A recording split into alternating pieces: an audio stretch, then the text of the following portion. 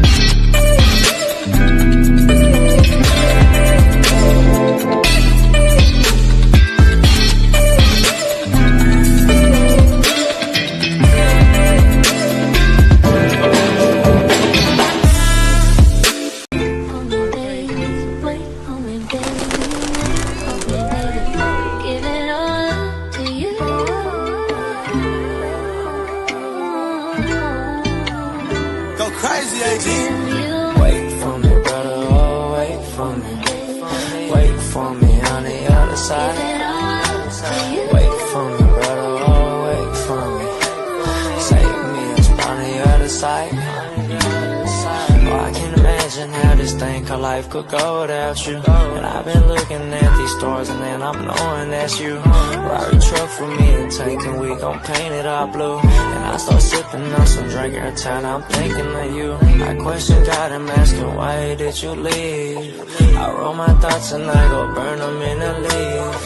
I ride this chrome before he turn it on my sleeve. Turn off my phone cause this some shit I can't believe. Oh, I've been hurt since I was young, but this the worst one to come. All the dirt we did together, we did all under the sun. 100 down, 200 down, the months we went on some runs. I feel I let me shut it down, she lost her only one son. Wait for me, brother, oh, wait for me. Wait for me on the other side. Wait for me, brother, oh, wait for me. Save me a spot on the other side. All the times we had together, they just fade in my head. I watch you breathing through them tubes, it's just replay in my head. Ain't a guardian angel, you know I'ma go and deal with the rest. I hope you finally found some peace and I'ma lay you to rest. I've been thinking about how life ain't fair. I smoke my pain away and blow it in the air. You lost and found a hidden gem so rare. Your baby girl got a head full of hair. The hood prophet, all your words got some wisdom. We broke the bank, free bands was the income. When me and Tank talk to you, I know you feel some. I keep your name alive, the world gon' know you a real one. Wait for me, brother, oh, wait for me. Wait for me on the other side. Wait for me, brother, oh, wait for me. Save me a spot on the other side. Wait for me, brother, oh, wait for me. Wait for me on the other side. Wait for me, brother, oh, wait for me. Save me a spot on the other side. Won't you wait for me? All on the other side. Won't you wait for me?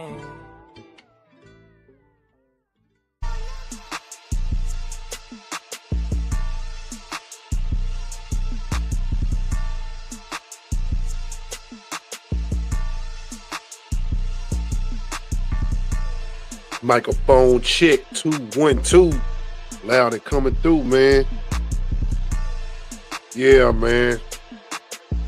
You already know what time it is up in here. So it's your boy G1 with the sports, man. Hey, we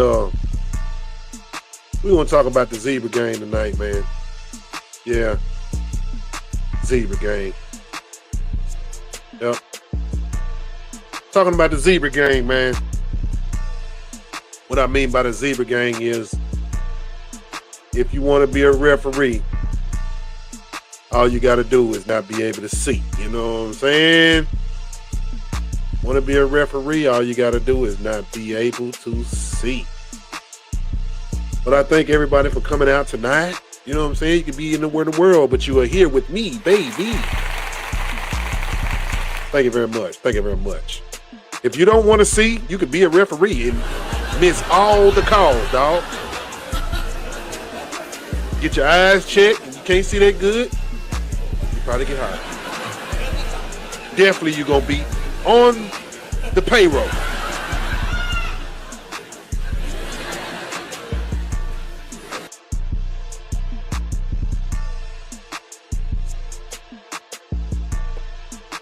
Definitely on the payroll officially, you know what I'm saying? So, don't even trip about it, you know what I'm saying? There's a job for everybody out here, you know what I'm saying? Believe me, there's a job for everybody out here. But like I say, man, we talking about the Zebra game, man, you know. I really feel like these guys are pretty much under a certain oath, man. They don't go against the stripes, should I say. They don't go against the code. You know what I'm saying? That's what I feel like. You know, they don't go against each other. When the call is made, nobody overrules it. Now, when it comes to being a referee, you got to have certain criteria, man, certain type of skill setting, maybe a certain age group, you know, a certain certificate, should I say, you know, got to be certified. Definitely got to be certified. Probably got to have good credit too, man. You know, your credit score can't be, you know, below a certain average. You know what I'm saying? They don't want to take a chance on you gambling. Credit score got to be good average. Might bet his whole life away. You know what I'm saying? But not today. But like I say, man, we're going to talk about the Zebra game. We're going to go through there. We actually going to follow up and see what all the things are in store of being a official referee, from basketball to maybe baseball to football. You know what I'm saying? We're going to go into the beginning stages of what it takes to be one. You know what I'm saying? So y'all follow me as I follow my Heavenly Father for sure. You know what I'm saying? And we finna share the screen, you know what I mean? You share my screen, you know what I mean? You know how I do it, you know. Y'all can see what I see. Do you see what I see? You know what I mean? See that? Let me get the Zebra gang out the way. Zebra gang. There we go. Here we go. Here we go. Here we go.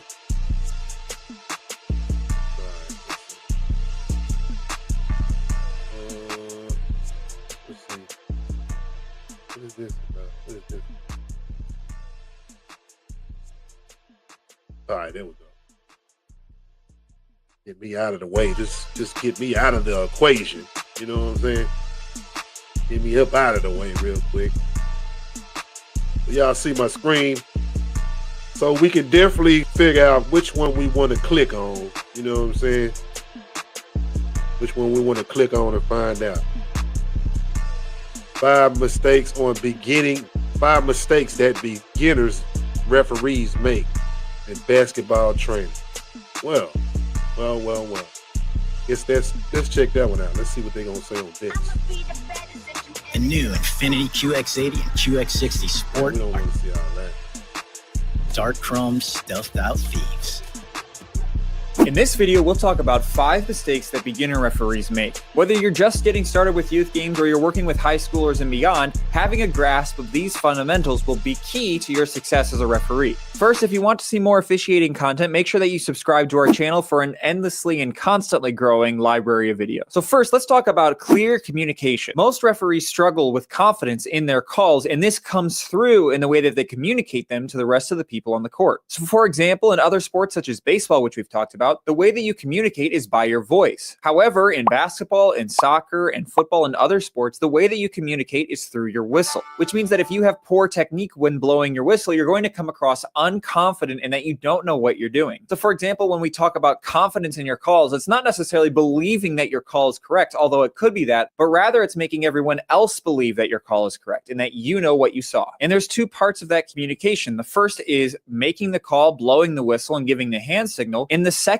part is actually reporting that to the scorekeepers. If it's a foul, the scorekeepers need to know exactly what happened, what number committed the foul, and which team it was for in order to properly record what happened on the court. Second is positioning. This is true across all sports, but in basketball especially, you have to be in the right position in order to be able to see fouls and violations that are going to happen in front of you. Basketball has 2 challenges when it comes to proper positioning. 1 is actually being in the right spot, and 2 is making sure that you're covering the proper zone. We've talked about this in a previous video, but in a 2-man system, each basketball referee has a specific zone that they are covering. Part of being a good referee is making sure that you have good communication with your partner in knowing what these zones are and making sure that you're not calling things that aren't your responsibility and making sure that everything in your zone is being called appropriately. The way to be good at this is just to continue to get comfortable with what zones you're covering and where your eyes should be during the plays. Another place where beginner referees struggle is in game management. Game management is things like the clock, the possession arrow, things that the referee may not be doing directly, but needs to make sure are being done correctly. It's difficult for a beginner referee to have the mental awareness to know, hey, the clock isn't rolling and it's supposed to be, or hey, the possession arrow didn't switch on the last play. If these things get missed, it can create a mess later in the game, which is why a referee needs to make sure that the scorekeepers are doing their jobs and that those things are being administrated correctly. Next, let's talk about game tempo. And no, I'm not necessarily talking about the speed that the game is played, but rather as a game progresses, it tends to become more physical. And if a referee is not careful, they can let this spiral out of control. A game getting too physical can almost always be avoided by a referee making clear, consistent, and strict calls early in the game in order to set the tone throughout the rest of the match. Part of that relates to the confidence that we talked about earlier. If a referee is unconfident early in the game, then that means that later players may feel they can take advantage of the officials. And finally, let's talk about consistency. Basketball can be a fast-moving game, especially as kids get older. And sometimes plays will happen so fast that a referee will believe that they missed their opportunity to call a foul or violation. Other times it can just be because a referee does not have a solid understanding of fouls and violations. Throughout the game, a referee needs to prioritize making consistent calls so that the standard is set even for all players. Referees, especially beginner referees that don't have a lot of court experience, need to constantly be refreshing themselves on the rules, on the language surrounding the rules, so that when they see things happen in real time, it instantly triggers a switch in their brain to know foul or violation. Hopefully, having heard these things, you can now be more aware of these mistakes that referees make on the basketball court. Again, this isn't a catch-all to fix everyone's officiating problems, but these can eliminate a lot of the problems that a referee might have with players and coaches throughout the game. Leave a comment with things that you've experienced and things that you've grown from as a referee. Subscribe to our channel and like this video. Matt Thorson didn't pay his own tax.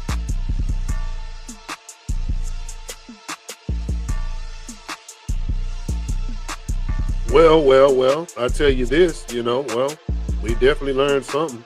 Well, I definitely did. Not only letting them know who's in charge of the whistle, you know what I'm saying? Just to let you know I'm an official for the night, you know what I'm saying? So, Draymond, I'm gonna need you not do the donkey stuff. Don't be an ass tonight. You know what I'm saying? I'm gonna need you to not be a damn jackass tonight. Draymond. Don't need to fight. You know what I'm saying? You need to keep your hand to yourself. Brooks. Feeling on people. Foul. You're looking at me wrong. Foul. I don't got time for your attitude. Foul.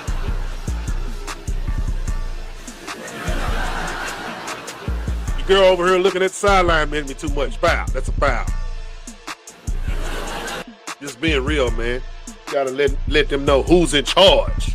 You know what I'm saying? Let them know who's officially running this thing. You know what I'm saying? Now you got some players, man. Some players know how to, be nice to the ref. Look, ref, man. Look, ref. I know it's gonna be a difficult game tonight. It's gonna be a little intense, ref. You gotta give me a little. Show me a little love, man. I'm a defensive player. Try not to call too many hats. You know what I'm saying? I get physical, man, in the paint, man. Come on now. You know what I'm saying? I can't let the guy just dunk all over me, take me to the rack. Come on, ref. You know how it is, man. Don't give them all the calls. Make the game interesting. You know what I'm saying? So I think these type of things can give you a pointer or give you an obstacle. Well, give you some small mini advantages, even though the ref's still gonna do what they want to do. Sometimes you just gotta, let the ref know. Look, man, I know I've been getting a lot of personal fouls lately, man. Just take it easy on me, man. Sometimes you gotta come with the ref with respect. Respect the ref, bro. But show that. They can't see everything. You know what I'm saying? But respect the rep. Moving on, man. Let's get back into it. Let's see what else we can look up real quick. See what else we got here. Let's see. Let me see here. Let me see what's going on. Referee got to study film. Of course, they got to do that. Let's see. Mechanics. E1 referees. Wow, so much. They don't have too much information on ref stuff. I noticed that. don't want you to know too much. So when they making these rules up, you be new to the surprise, giving you something to study by, I guess. Let's see. Let's check in. Let's see. Man, there's so many different referees and so many different sports. It's ridiculous. Let's see what we got here. What we got?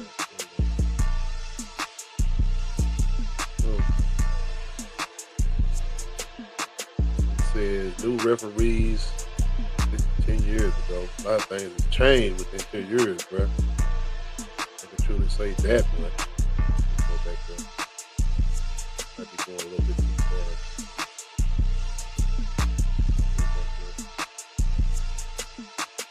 Get the correct call. How the refs get the correct call. Let's check this out. Hello. Do you want to play with me? Sure. You want me to help you with your groceries? This journey.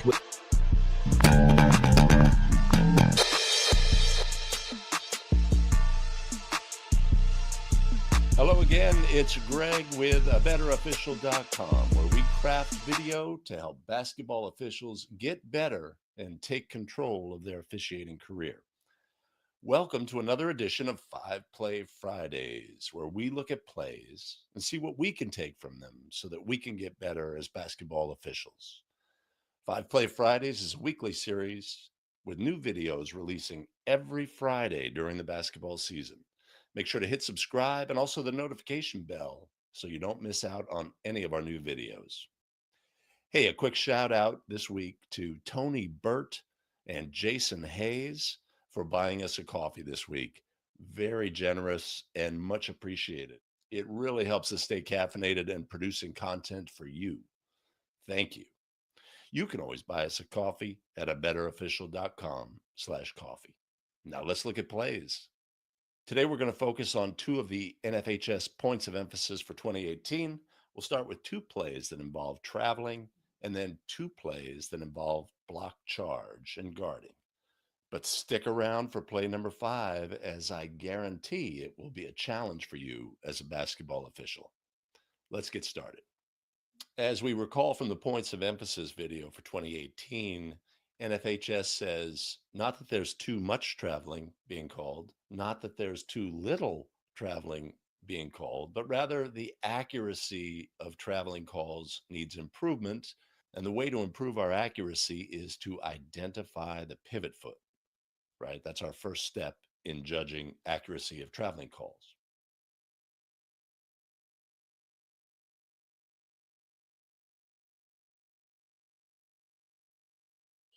All right, this is the step back play that popularized by James Harden in the NBA, among others, but also something that is definitely being taught to kids today.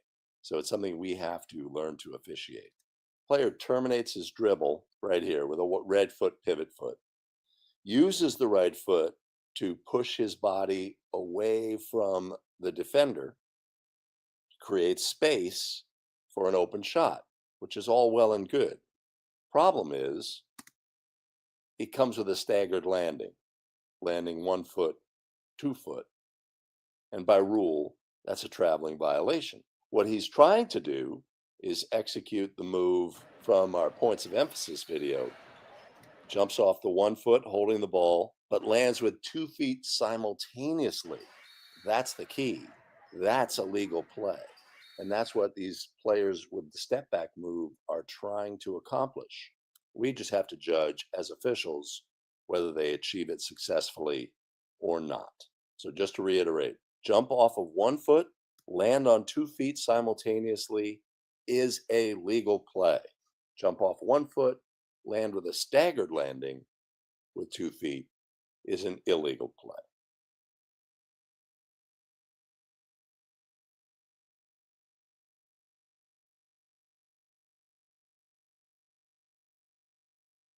When small, quick players execute this move, sometimes it can be a challenge for us to sort out in our brain which foot was the pivot foot. Things happen very quickly.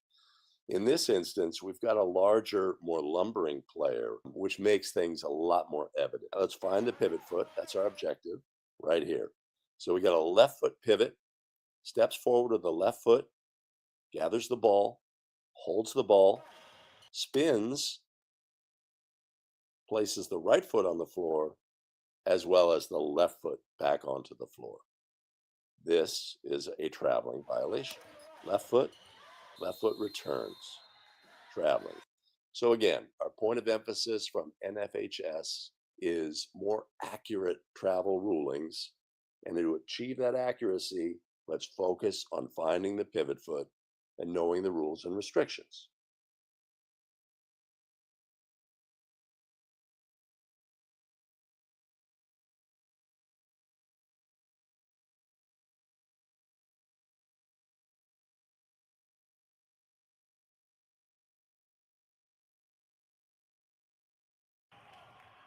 Let's look at the merits of the play. Defender, 2 feet on the floor, facing his opponent, torso contact, charge. Okay, one of our fundamental principles on a transition play is to be always ball aware. We know what's going on with the ball, but also what's going on with our crew, right? Has there been a rotation that we missed, etc.? On this play, if you're the center, you need to be aware that your lead official is not in a great position. For whatever reason, he's not in a great position. I have that awareness. That's a foul. Secondary cadence, come in, put a whistle on the play. Designate the spot, move to the reporting area, and off we go. Transition play, all defenders are secondary defenders. Okay, basically these two. Either play involving these two defenders belongs to the lead. Lead has first crack. The lead is out of position, or that's a play that needs a whistle. Secondary cadence from an official whose the play is in their secondary.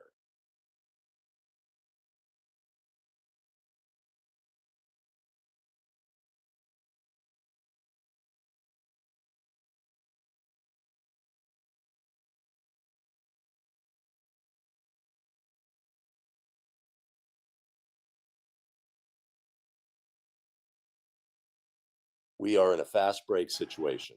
All defenders are secondary defenders. These two defenders here are secondary defenders. Lead has first crack on secondary defenders. We have a charge. Let's talk about the legality of the player. Prior to going airborne, both feet on the floor, facing his opponent, easy charge. This defender is legal. If you're thinking of selling your house, want to know how much more you could be getting by using this brand new way to sell? The real estate market is rapidly shifting. Charge. Now we have players on the floor and we have players coming in to assist. Okay? Do not run away from these plays. We're in no rush. We know we have a charge on white 32 and we know where we're going to go. Let's just make sure everybody's in great shape. Yes, players are good. NFHS mechanics, lead, when they make the call as the lead, is going to switch with the tableside official. If the lead had properly designated the spot as over here on the O, he would become the new lead tableside. Fails to do so on this play, though. Move to the reporting area, report, and off we go. It's important to recognize whose defender this is. This is a secondary defender on a fast break situation, belongs to the lead. Now, the lead's not in perfect position here, but easy call. Okay? If the lead does not have a call, who can get it? Center can get it. Trail can get it. Now we got players on the floor. We also have two officials moving. Official 1 and official 2, both moving. That means your third official has to observe the players. Before we look at play number 5, it's important to remember that blue 55 and white 34 had been an issue for us the entire game. White 34 and blue 55 have been our trouble players.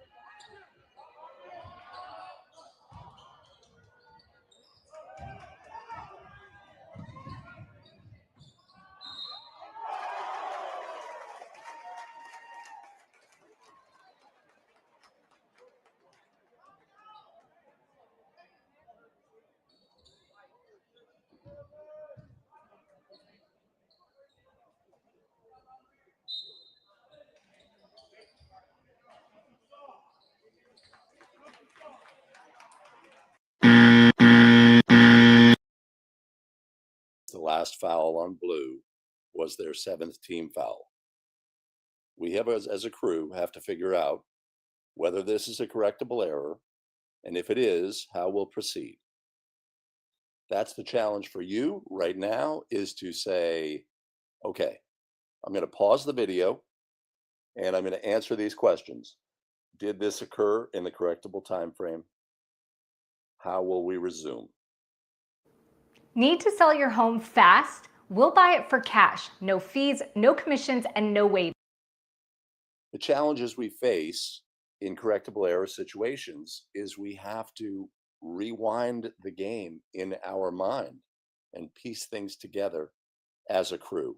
What happened? Can we fix it? How will we proceed? In this instance, what we need to do is realize we erroneously awarded the white team a throw-in when they should have shot merited free throws. This is when our period starts. We have until the ball becomes live again to correct the error. We have a foul and the ball becomes dead. So at this point, we are informed by the table that the last team foul was the 7th. And since the ball has yet to become live, since we made the error, it is within the correctable error time frame. The next thing we need to determine is, has there been a change of possession? Recall that we gave the ball to white for a throw-in. Since that time, has blue had possession of the ball? And the answer is obviously yes. Okay, since they took the rebound and went the length of the floor and shot and scored a goal. We know that when we award the merited free throws, which we'll do in this correctable error situation, it will be with the lane cleared. We're not going to resume the game with the free throws since we've had that change of possession. Okay, we're going to resume the game back here with blue shooting the free throw that they are merited here. But before we do that, we're going to correct our error by awarding the merited free throws for white at the other end. Okay, basics, good. Now, who shoots the 1-and-1? Our player who was fouled is white 13. White 13 is going to shoot the free throws, except white 13 is now subbed out of the ballgame. Now we're informed. So you could make a case, hey, even though he's been subbed out and cannot play until the clock runs, you could say, okay, well, this time frame is such that we're going to bring white 13 back and he's going to shoot the free throws. But what if prior to the original throw-in, white 13 had been substituted for? Then who's going to shoot the free throws? Something to think about. So our takeaway on the correctable error play is, first of all, we're concentrating on the game itself. We have players in the game who we are keeping an eye on. We have situations. We're aware of the calls our partners have. We're working as a crew. We're very occupied with the game. And then suddenly we're presented with a correctable error situation. And it's not always easy for us to just say, oh, here's what happened. Let's do this, this, this, this, this. It may be a situation where we have to replay. Let's say originally white misses the shot, blue comes down, misses a shot. comes down to the other end, white misses a shot, etc. It goes down back and forth for 3 or 4 times. We have to, in our minds, as a crew, reconstruct what has happened to determine if there's a correctable error time frame that we can correct this error and how we'll proceed. It's not easy, but it is something we have to be prepared to do because it happens at all levels of basketball. In the NBA, they have correctable error situations. In the NCAA, they have correctable error situations. And in high school, they have correctable error situations. And just saying, well, I'm not going to let it happen in my game, in a lot of ways is a cop-out, thinking, well, I don't need to think through how to actually solve the problem because I'm going to prevent the problem. Any way you slice it, the problem will arise, and we need to learn how to officiate these plays. Hey, everybody. Thanks for sticking around. Getting to the end of the video, much appreciated. We do have additional videos available. Check those out. But if you do me a favor right now and just like this video, if you felt it provided value to you, you want to share it to your association, your group, that's much appreciated so we can all get better.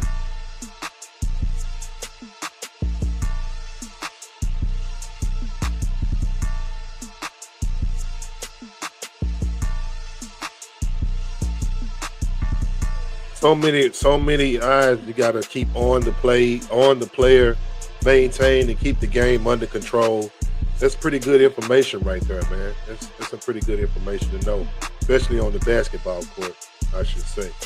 I definitely can say that. You know what I'm saying? Actually, let's look at some of the let's check out some of the NBA referees real quick. See what they was going through. You know what I'm saying? What they was making calls on. You know what I'm saying? Because I know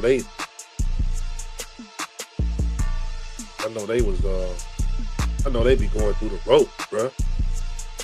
Going through it. You know what I'm saying? Let's see what the NBA.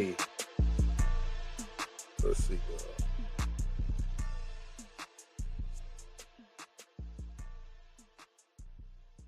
Claude Code task system is going under the radar in a massive way, but this feature hints at the future.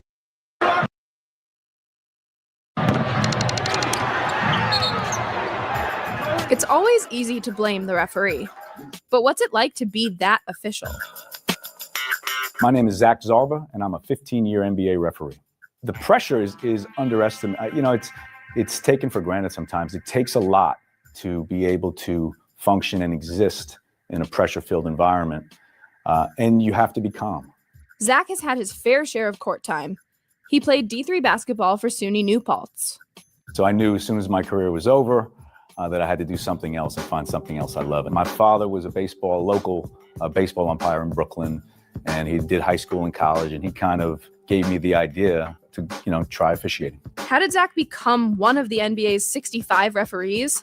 It's a long road to reach that level. You start from, the bottom. You start from CYO, 4-, 5-year-olds, 6-year-olds. You work your way up. You do high school basketball. You do a little bit of college. I did a lot of work in the New York City Pro-Am leagues and then the D League. If you're good enough, you go to training camp. If that goes well, you might be recruited to the G League. Only those at the top of the G League get accepted as NBA referees. You have to be young, you have to be in shape, you have to be able to run up and down with the best athletes in the world. You have to stay light. The lighter you are, the less wear and tear on your legs, on your knees, on your feet. That's going to give you a longer career. Clearly, staying in shape is key. How does Zach stay trim? For me personally, it's an hour cardio a day.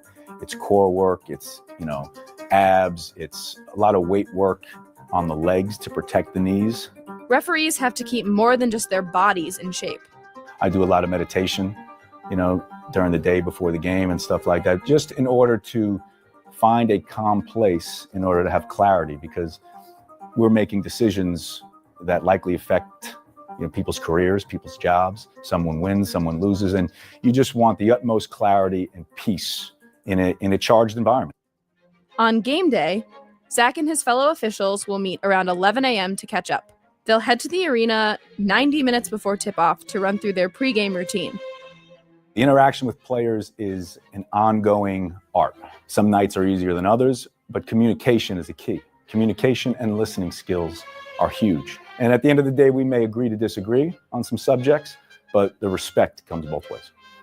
We are not more lenient with the stars. I would say the star players actually are disadvantaged more than anyone else. If you're going to concede that we make mistakes, which we do, the mistakes we make are going to be on the people who have the ball in their hand 75% of the time, which in this case is the star players. They hold the ball 75% of the time. They put pressure on the defense and pressure on the officials. And if and when mistakes are made, they're usually made with them. On top of the stress of the game, refs are on the road a ton, sometimes for up to 10 days at a time.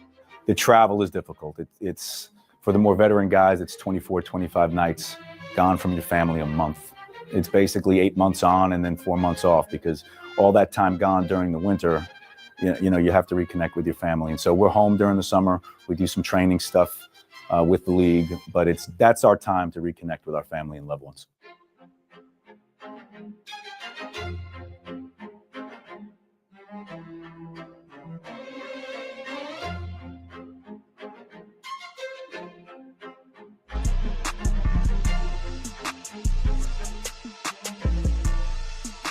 Capitalism was never designed to help you.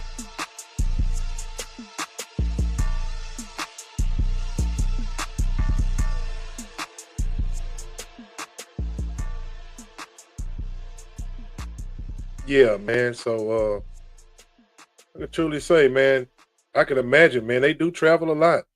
It's something they probably do, man. They don't never really be home, but they get to go state to state and see a lot of things. But the star players, that makes a lot of sense, man. The star players, man, probably can be the reason why the game can change and go another way, man. Because, like you say, the ball's always in their hand. They always doing something spectacular. Sometimes the referees, be so amazed on what's going on. They get caught looking too much and be like, hey, that was amazing. And be like, but that was a foul. They're like, was it an amazing foul or what? What was really going on? So I understand. It's probably not the easiest job to do, but they got a job to do. They got a job to actually, get paid to do, man. Make the right call. You know what I'm saying? It's all you need to do is make the right call if you can. There's a couple of guys out there on the floor. You're not out there doing it by yourself, so definitely got to make the right calls. You know what I'm saying?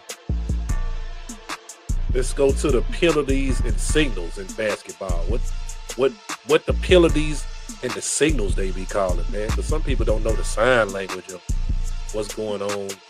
You know what I'm saying? When it comes to the right call and how they making the play. You know what I'm saying? So let's look into that part.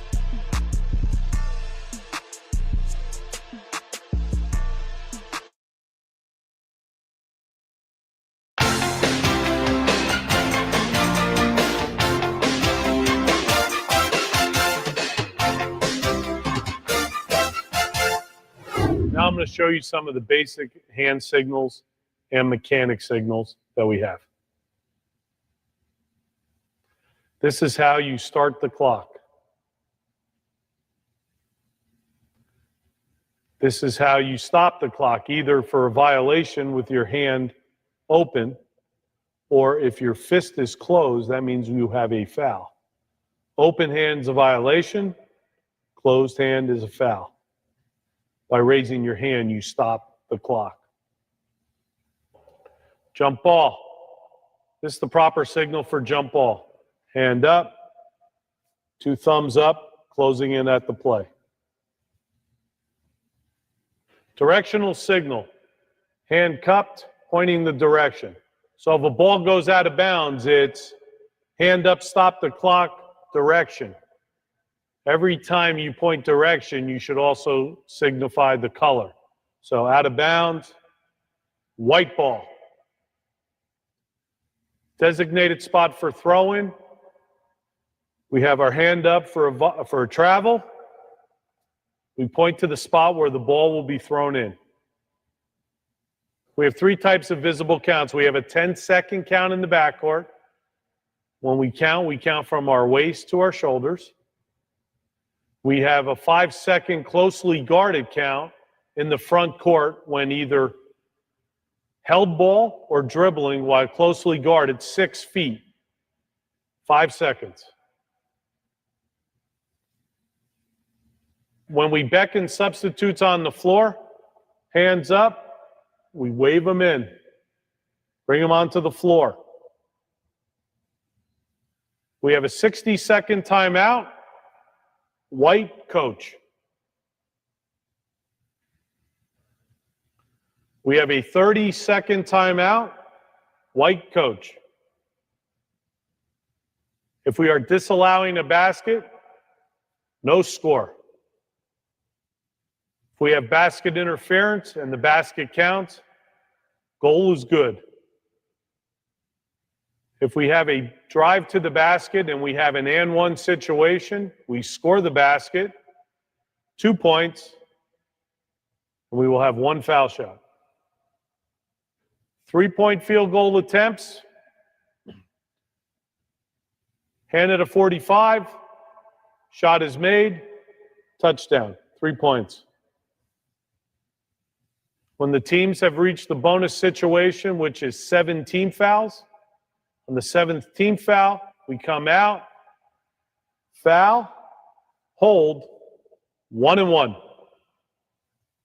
If we have a lane violation during a free throw and it's on the defensive team, we have a delayed violation signal. If the ball goes in, we put our hand down and continue.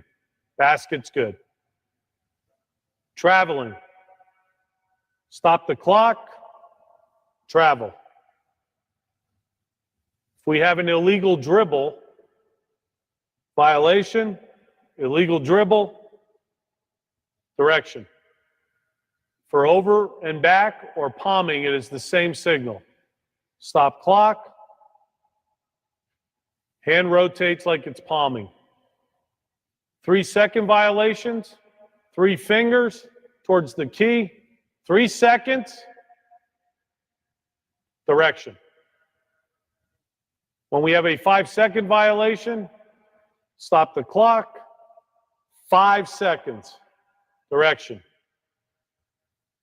So we're coming up in a 10-second violation, both hands, 10, direction.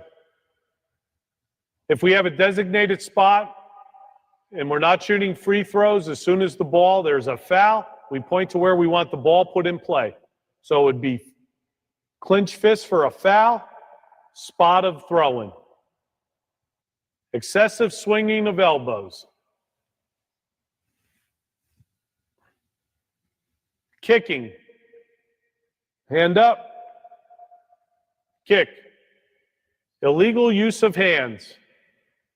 Foul. Hand. Okay, hand check. Hand check. Holding.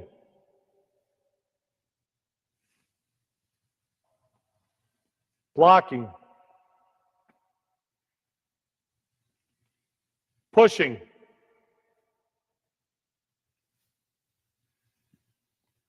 Charging. Team control foul. Intentional foul.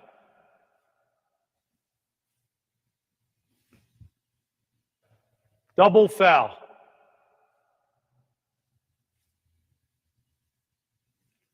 Technical foul. Attention homeowners, I want to buy your house. Right now, as is, no matter what condition it's in. And not only do I want to purchase your property, but I want to provide a direct buyout, and I want to...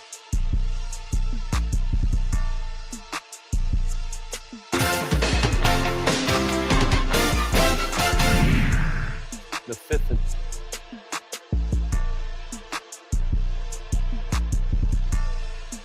All right, man. Yeah, I didn't know some of them signals. Some of them signals I do know. I mean, everybody always, doing the traveling sign. You know what I'm saying? They always doing that part. They always, always rolling their hands with the traveling. You know what I'm saying? Doing that. But some of those signals I did not know, man. Now since I know, I'll definitely will be paying more attention to some of those calls and how they do it. Which way the ball going to end up going, stuff like that. This information is pretty good to know, man, on these referees, man. A lot of stuff you can see how they call. Let's see about this one right here. NBA money, referee, all access. See what's going on with it. See how it sounds out there, man, all access. Going on with when they sound like they mic'd up, but when they out there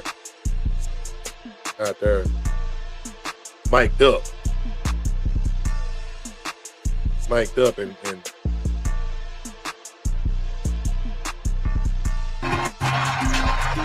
let's go to work. Right there, man. That is what's up. Do not come at me that way. Do not come at me that way. Oh, man, in first row, you got to be paying attention, Refereeing is sort of sacred in some ways. Guys, I need a towel. If I can grab a towel. Because when you're doing it right, it really is about others. And it's about the players, and it's about the coaches, and it's about people being able to lay witness to spectacular competition. Thornton feeds it to Salmon, weaves his way to the free throw line, and we got a whistle here. When you're on the basketball floor in a competitive environment, everyone is doing their job. That doesn't make them who they are, and that's an important distinction to make. John Salmon still not a happy camper down there, hand on a hip, scowling, looking over at the officials like, you got to be kidding me. Players have to stick up for one another.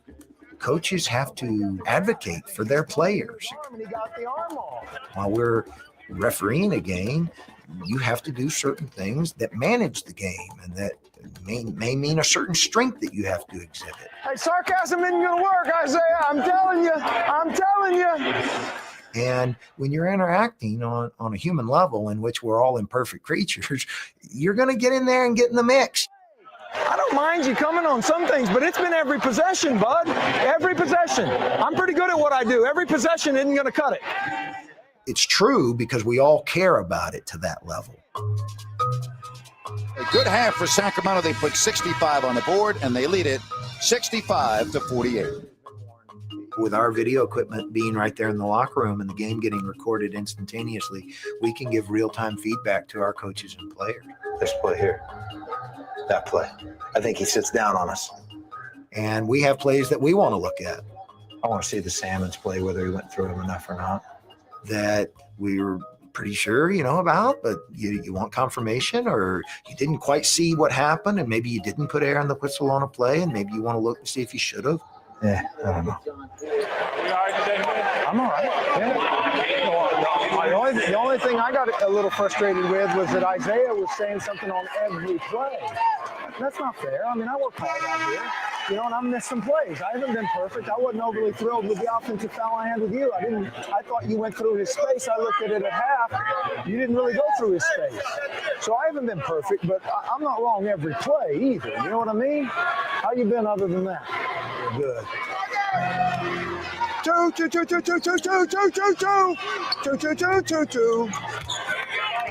Thanks. Now you can get after it. Now y'all get after it. But wait on the release, all right? 1. If you're smart, you pay attention to the history of your profession. If you're really paying attention, you can learn from other people's successes and mistakes. You hit his elbow. You start to pick up on the things that are being passed down to you. All right, here we go. Yeah, I'm hearing you. You're asking in the right way, but those are arm-to-arm contacts. I'm still waiting for my first perfect game. What you're hoping for is to strive for that perfection. and that along the way you reach an excellence.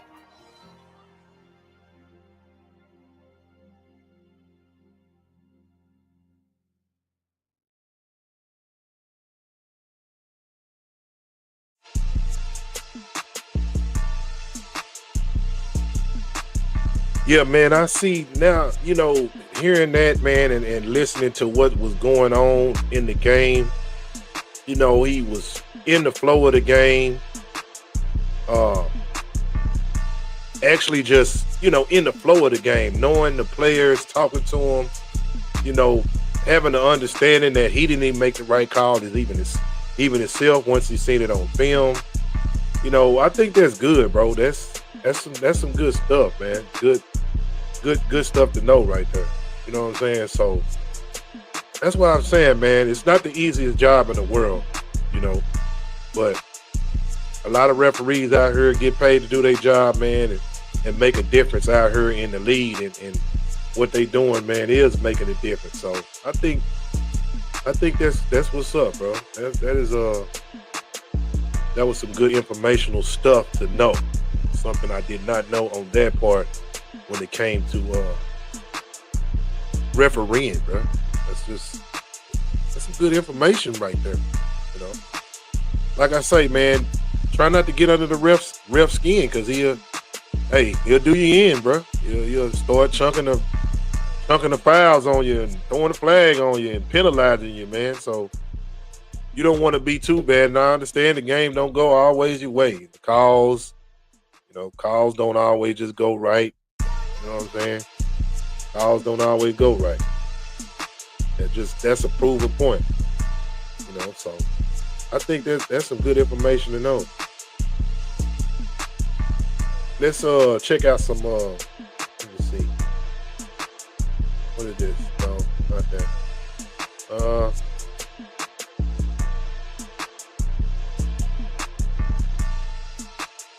Let's see, let's get it to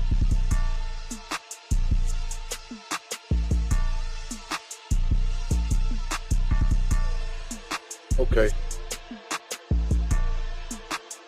Let's see what else I can pull up. I'm sorry, y'all. I'm up here looking up some more stuff to pull up, man. That could be more, interesting, more informational on refereeing. You know what I'm saying? Let's check this part out right here.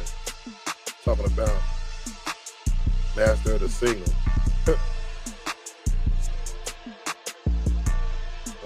Let's see. Let's check this one out right here.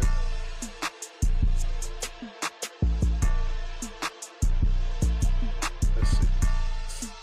Let's check this one out right here. Let's check this one out right here.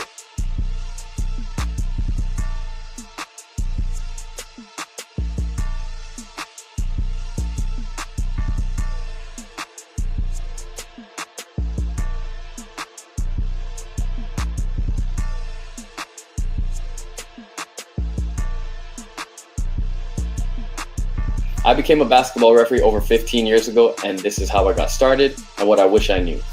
Welcome to the Ref School channel. My name is Marlon, and I'm currently a Division I women's college basketball official. Flashback. So let me take you back to the year 2008. I know I'm aging myself a little bit, but at the time I was in my second year at the greatest college in the country, the University of Florida. Go Gators. Unfortunately, I had just lost my 75% Bright Future scholarship, like many other incoming freshmen that were dealing with the new pressures of being away from home for the first time, having way too much freedom, no parents, no responsibilities, and just having way too much fun. There was definitely a lack of focus when it came to school, but could you blame me? We were two-time national champs in basketball and football while I was there. Thankfully, my parents, being the responsible caregivers that they are, started a college fund for me when I was just a child. So that actually helped me cover my tuition, my room and board, and some other things going into it. The scholarship that I had received out of high school was strictly just kind of extra play money for food, to spend on books, and any other disposable income. Well, now that that was gone, I had to get real and do something about it. So pretty much I needed a job. At the time, one of my classmates was actually a referee at the intramural sports program on campus. And because I'd been playing basketball since I was a kid, studied the game, loved the game, and had a passion for it, I figured Why not give it a shot? I started off refereeing just a couple of sports like flag football and basketball, but I really just took to basketball because basketball has always been my first love. So while the referee classes and trainings were pretty straightforward, it was still new nonetheless. It was kind of like learning a different language. And because I just needed a side job to make some extra cash, I treated it as such, not even realizing the resources that were at my disposal. Even though I continued to referee throughout my college tenure with the intramural sports program, I never decided to really take it any further than that. However, there were a number of officials that were involved in the program that decided to actually go out and join the local high school association and started refereeing actual high school basketball. Personally, I never thought twice about it. I was enjoying campus, my social life, my social circles, and just enjoying what Gainesville had to offer. Fast forward to my first year back home from college, and like so many other non-employed recent graduates that are just coming out of the recession, I needed a job. Help me, I'm poor. So I did what I knew best, which was basketball. I went out and joined my local high school association, started working rec ball leagues, AAU tournaments, and any other games that I could find. And once our preseason meetings and trainings started to get rolling, to my surprise, I actually ran into a number of people that went to college with me that I didn't even know were from Miami. Outside of music, basketball has always been my first love. And so officiating gave me that ability to stay close to the game in a competitive environment, even after my playing days were done. No disrespect to the local weekend warriors. White chocolate! Raindrops!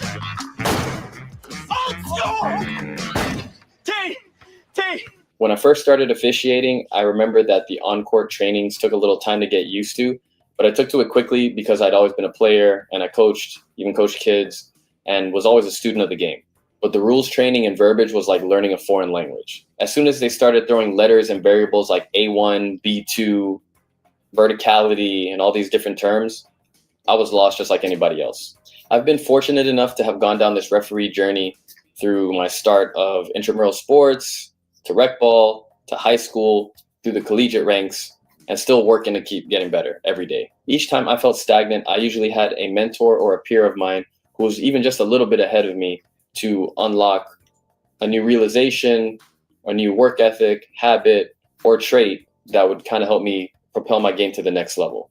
Those moments were extremely key to my growth and something I'm very appreciative of, as a lot of younger officials lack that type of experience in their first couple years, which is the reason why about 60% of officials quit within their first 3 years. I hate it here. I want to go home. It's actually crazy to think that it's been over 15 years since I first picked up a whistle, and I still wish I started a little earlier. There's a few things I wish I knew when I first got started, and first is finding a good mentor earlier. But this is something that cannot be forced. In my opinion, finding a mentor happens organically. That happens by asking questions, meeting new people, being humble in your approach, and be open to learning. If you're just starting out officiating, I would actually advise going to your local board or referee or high school association and just introducing yourself in the meetings and the trainings to other people, especially people that may just be, a step ahead of you, or kind of where you at the level you want to be at, or where you see yourself at in the future. If it's one thing that I've learned about people in general, it's that other people love to talk about themselves. So ask questions, meet people, be a sponge, take what works for you and flush out the rest. Like with anything else, too much information will overload your brain, and you'll probably be overthinking everything and get more flustered and frustrated than anything. The second thing I would advise and wish that I would have done earlier in my career is actually realize how much I liked or loved officiating. In this case, if you want to work the pros, that's cool. Or if you just want to be the best high school or local official possible, that's cool too. But just be honest with yourself and be prepared for the work ahead. The third thing I'll say is that my journey is not your journey, and your journey is not everybody else's journey. Trust me, I know it's really hard to see some of your peers possibly move up faster than you, whether it's by getting more games, getting higher level games, while you feel like you're kind of just stuck and stagnant. And while this is easier said than done, I've always said that I'd rather be late to the party than too early to the party. And pretty much what I mean is that I would much rather get an opportunity later in life and be ready than get my chance too early and not be prepared for the moment and ultimately fail and possibly never get that shot again. Take your time, be patient, and be ready when your time comes. In this field, you always have to be learning and never feel like you know it all, because the game will humble you really quick. If you feel like you don't have access to the resources that can help guide you, then feel free to comment below on this video or subscribe to our free newsletter. The link will be in the description, or you can go to refschool.com to sign up for free. We curate content that provides actionable strategies mixed with real stories and experiences from other officials. The main reason why I keep refereeing is because I know I haven't mastered it yet. There's a constant climb to keep improving my game the same as if I was still playing. I relate learning a new rule or a new decision-making tactic to learning a new move or skill, or to add to my bag, as the kids would say nowadays. I also like that referees are a part of a unique group of people. Most people, when they think about getting a job in sports, they think about actually being the athlete, the coach, the GM, maybe something in media or journalism, but nobody ever actually thinks about becoming an official. But if you think about it, what game can get started without us? It's like being a part of a special club or a fraternity that only certain people can have access to, and I love that. If you're a basketball referee too, I'd love to know how your journey got started. Comment below how you got started or how long you've been refereeing, and I'll see you on the next video.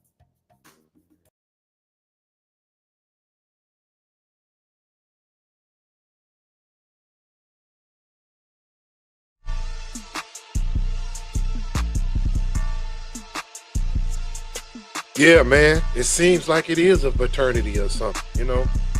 It does seem like they part of an old certain, you know, kind of criteria that they, you know, really be signed up to or whatever the case. So makes a lot of sense, man. It makes the biggest sense of all. You know what I'm saying? So, well, you know what time it is, man. I gotta go to a commercial break, man. I gotta pay some bills around here. You know what I'm saying? So, you know, I gotta give y'all a little, you know, a little eye candy, man. You know what I'm talking about? You know how I do it. Somebody pray for Pastor. He fell into temptation.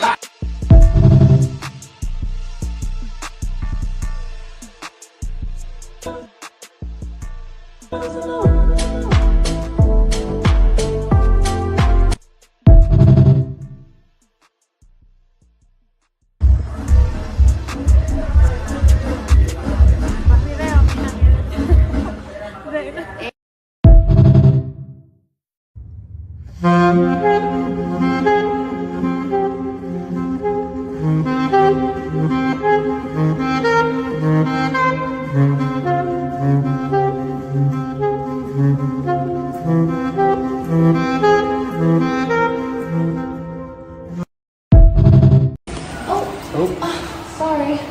What floor? 17th, please.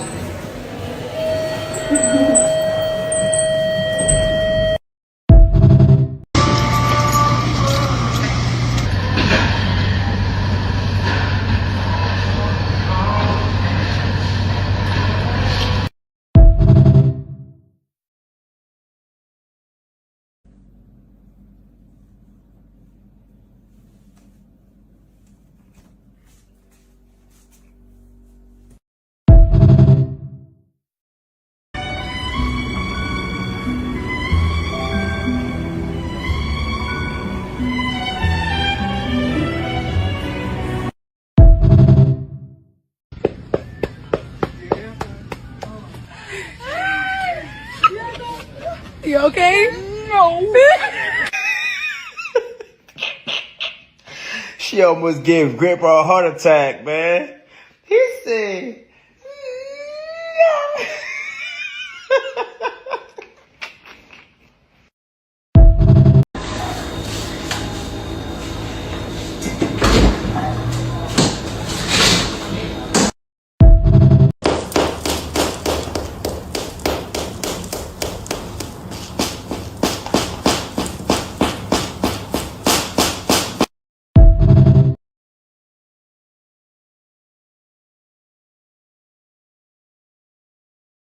These niggas out here ain't shit. They just like me because I got a fat ass. And I understand because it's you know, it's there. But you different. You understand me. You know I care for you, girl. I know. Would you like to stay over and watch a movie? Sure. Okay, let's do it.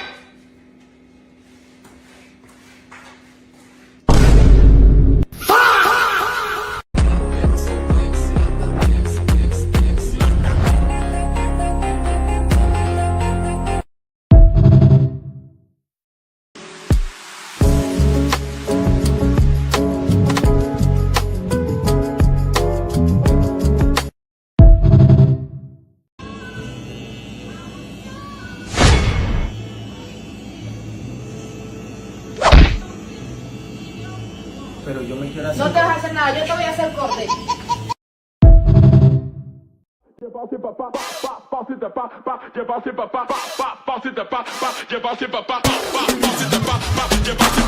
Right Way is a business dedicated to ensuring our clients and staff receive exceptional care. With 19 locations servicing all 50 states, our management team is here to assist each and every last one of you. Welcome to the Right Way, where you are treated the right way. There's only one way, and that's the right way.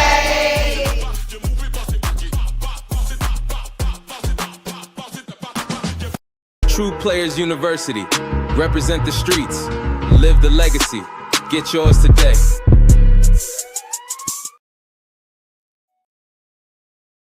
It's Triple D, nigga.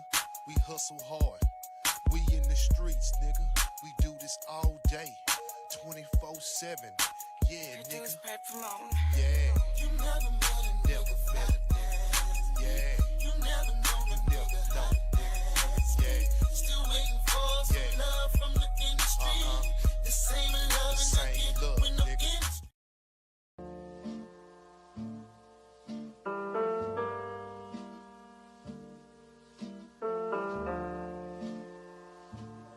Young T.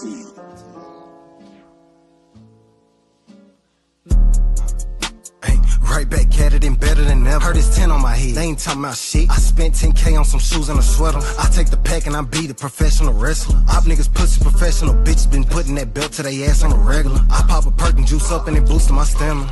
Matter of fact, flipping 28 till I could get a 4 I used to make in a month, I can make today. If you don't know how to run up that paper, let me demonstrate. I got fat people legs, pockets filled up a dinner plate. And we got choppers for niggas that send away. Smack them and rap them and send them to go. Beat that case, caught another one, mama, I'm on the way. Witness can testify, he ain't got his story straight. I'ma go beat up they block cause I'm bored today. I'ma go beat up the pot with a fork today. Big body back and it take up 2 parking space. I gotta drive this bitch round like it's overweight. I'm on probation and I ain't got no monitor. I'm feeling good, I can go where I want today. Right back at it like Monday and Tuesday. Wednesday I gotta go look at some real estate. Right back at it and better than ever. Heard it's 10 on my head. They ain't talking about shit. I spent 10K on some shoes and a sweater. I take the pack and I beat it, professional wrestler. Op niggas pussy professional bitches been putting that belt to their ass on a regular. I pop a perk and juice up and it boosts my stamina. Matter of fact, trying to keep up with me, it's gonna fuck up your revenue. Go get some money, bitch, that's what you better do. Thinking you one up, I'm 2 steps ahead. Bring that shit across the border, she do what I tell her to. I already know how much cash in this bag, but I'm still finna count it to make me feel better. Everybody asking why you always sagging, cause I walk around with a 20 or belt. In the trap all day, I got perfect attention. You can whip it or microwave or you can blend. My little nigga beat a body, got out and came home, and a couple days later went right back to prison. Went to church on Sunday, tried to ask for forgiveness. Then woke up on Monday, went right back to sin. My little nigga got shot and then walked out the hospital, jumped in that car and went right back to spinning. Don't call the police, call the fire department, cause we get it hot. This ain't no fire drill.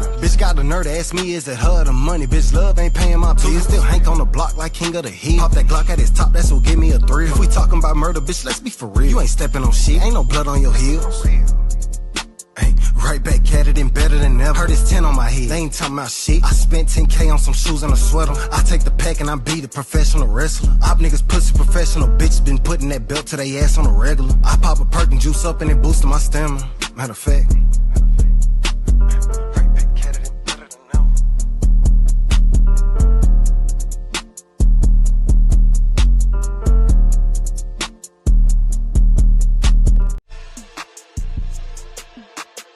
yeah, man. Right back at it, man. After a commercial break, you know what I'm saying? So now we just got through going through basketball refereeing. Now we about to jump into the, football refereeing, man, officially. So you already know it'd be some stuff going on in that too, So, yeah, man. We're going to talk about that too, how the referees be, Well, how to become a referee in the NFL. Let's get into that part.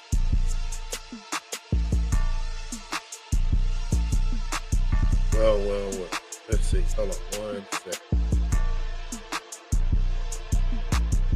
Let's get into the money of it first. Let's see how much the referee does actually make in the NFL. Let's get into that. Yeah, let's get to the money on it.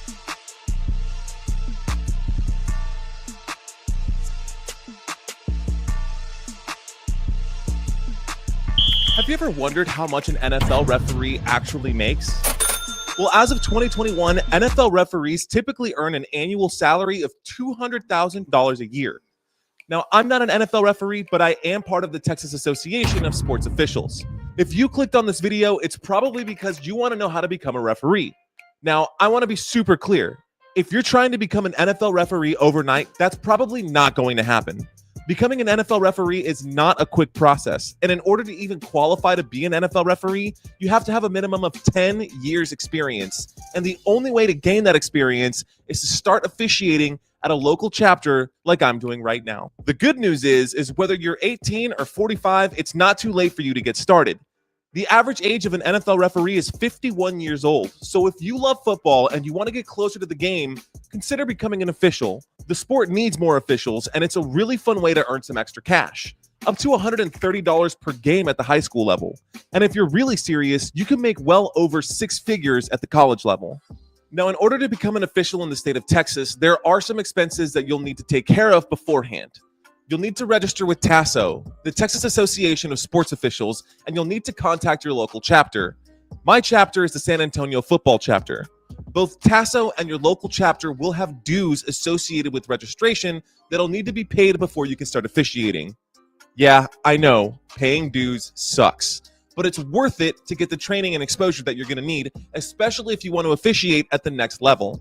So on top of that, you'll also need to get your own uniform. You can get the entire uniform, the shirt, the hat, the shoes, the pants, the whistle, the beanbag, the penalty flags, the rule book, and the down indicator for about $200.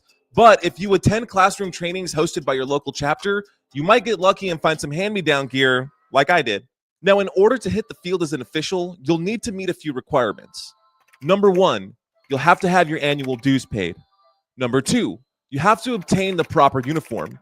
Number 3, you'll have to attend at least one of your rules clinics for the state before the season starts. And number 4, you'll have to prove that you understand the rules by passing the rules test. Once you've met all of those requirements, you'll be allowed onto the field as an official, but you won't be a referee just yet. You'll probably start off as a side judge or as another position in the officiating crew until you learn the mechanics by heart. And yes, aside from the rules book, there is an entire referee mechanics book that you'll need to learn as well. The title of referee only goes to the crew chief of every crew. Other crew members include the umpire, the down judge, the side judge, the line judge, the field judge, and the back judge. And every one of them have specific mechanics that they have to learn in order to officiate the game correctly. So if all you wanted to know was how to become a referee, then that's it. You're good to go. You don't have to watch anymore. But if you're serious about becoming an official at the collegiate level, then you need to stick around, because in this video, I'm going to go through part 1 of the official 2023 NCAA football rulebook. And if you live in Texas and you're just getting started, you're going to want to stick around too, because Texas is the only state that uses NCAA rules with some minor exceptions. Now, in this video series, I'm going to break down every single rule of the NCAA football rulebook, but I strongly encourage that you get your hands on a copy of the most current rulebook and the mechanics manual, either through your local chapter or through the NCAA website. Be sure to smash that like button and let's get started. Let's start at the beginning with the NCAA Rules Committee. The NCAA Rules Committee wanted to make a few points of emphasis before the 2023 season, so we're going to talk about all of these points of emphasis before we dissect the actual rules of the game.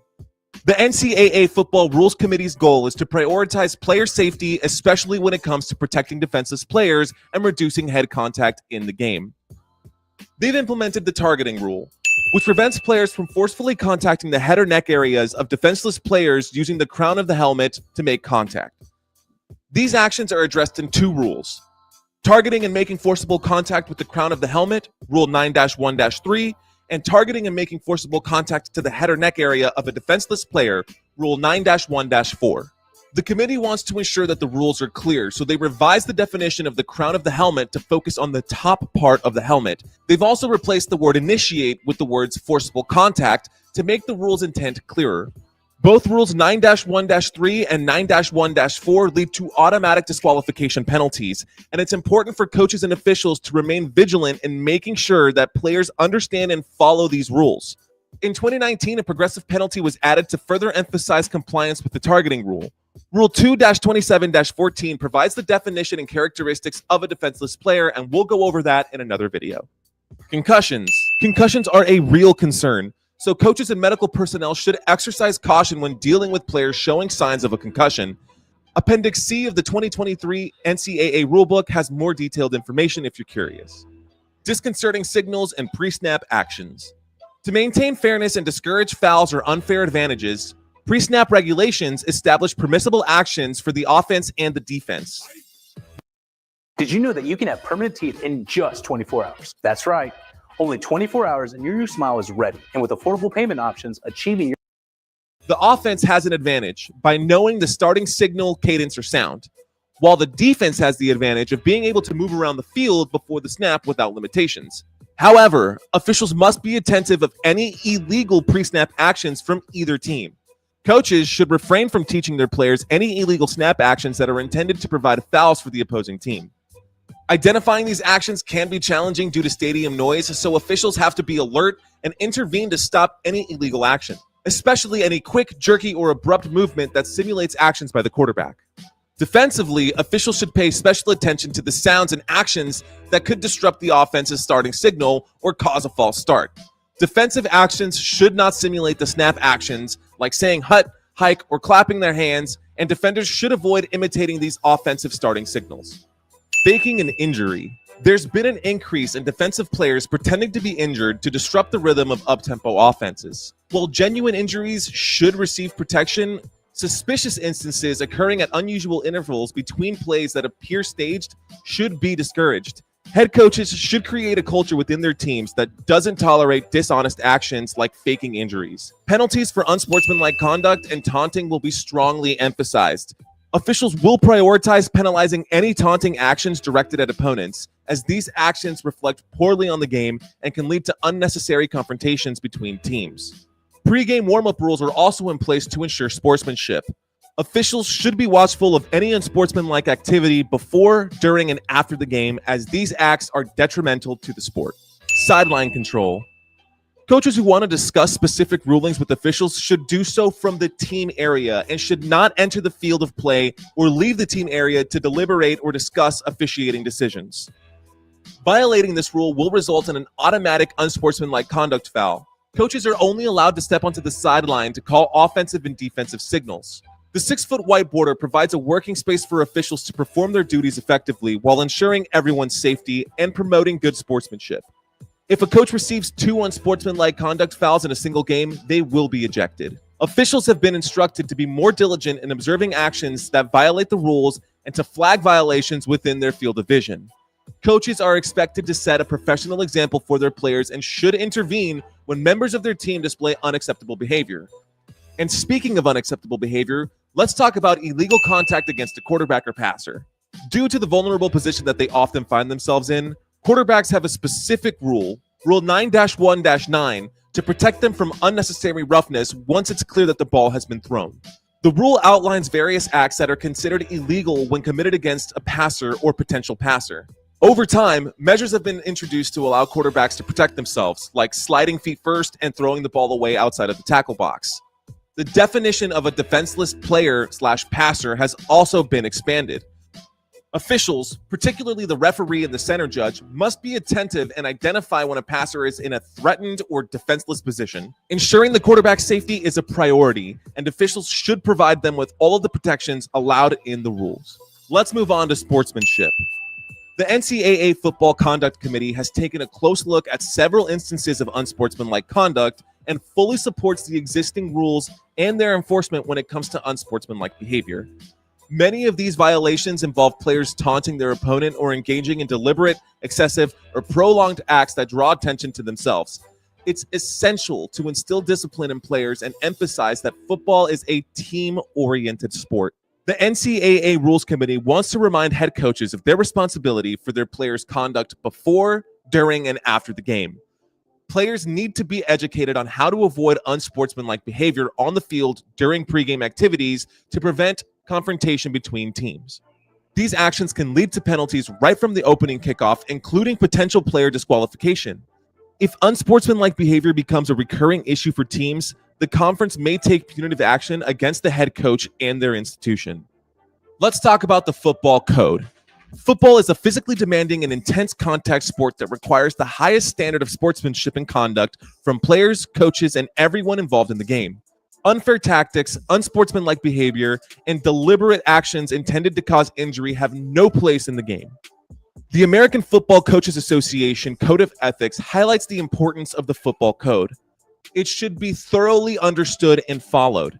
Any attempt to gain an advantage by circumventing or disregarding the rules is considered unfitting for coaches or players associated with football. Over the years, the Rules Committee has worked diligently to establish rules and appropriate penalties that prevent unnecessary roughness, unfair tactics, and unsportsmanlike conduct. However, it's important to recognize that the rules alone can't fully achieve this objective. It requires ongoing dedication and best efforts of coaches, players, officials, and all supporters of the game to uphold the high ethical standards expected in collegiate football.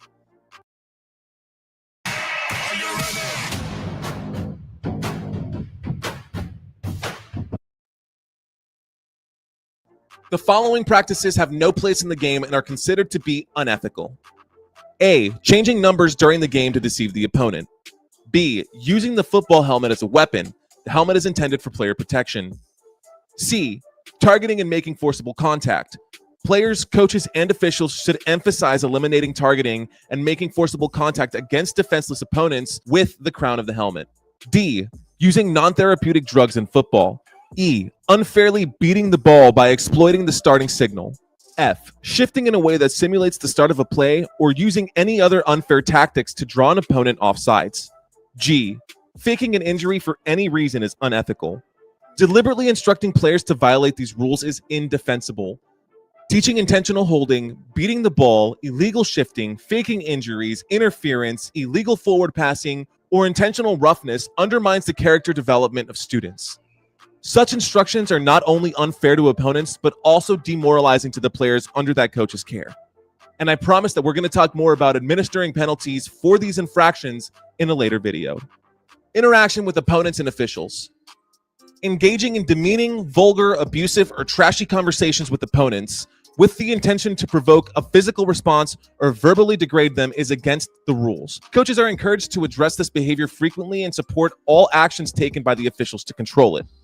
When an official imposes a penalty or makes a decision, they are simply doing their job.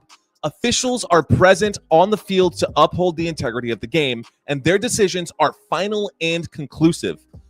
The AFCA Code of Ethics states that criticizing officials, whether to a player or to the public, and whether it's on the record or off the record, is considered unethical. It also states that coaches engaging in conduct that might incite players or spectators against officials violates the rules of the game and exhibits conduct unworthy of a member of the coaching profession. Wow, we covered a lot. So that's it, guys. Everything that I just said can be found in the first chapter of the 2023 NCAA Football Rulebook. Thank you all for watching this video. Be sure to subscribe to my channel so that you can follow me along this journey. My name is Mario Manuel.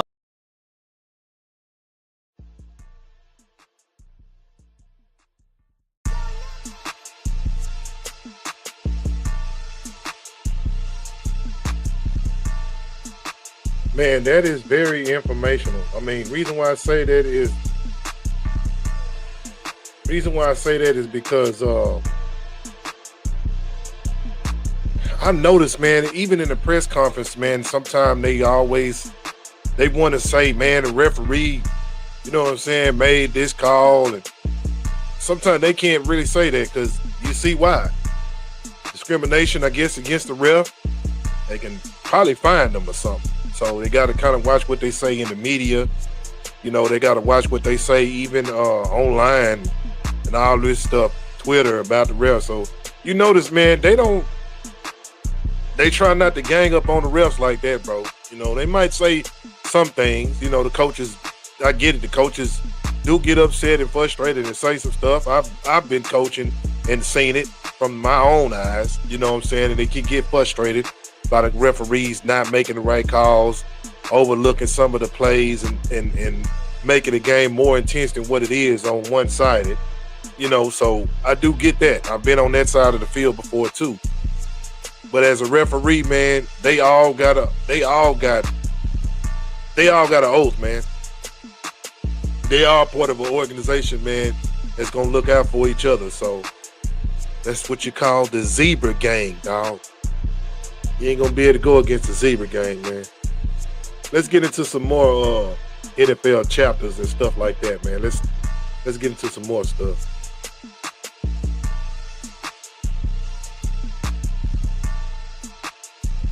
Officials. The officials serve as the guardians of the game, with the emphasis on player safety. The officials' role is to ensure a fairly played game and a game that is safe for all of the participants.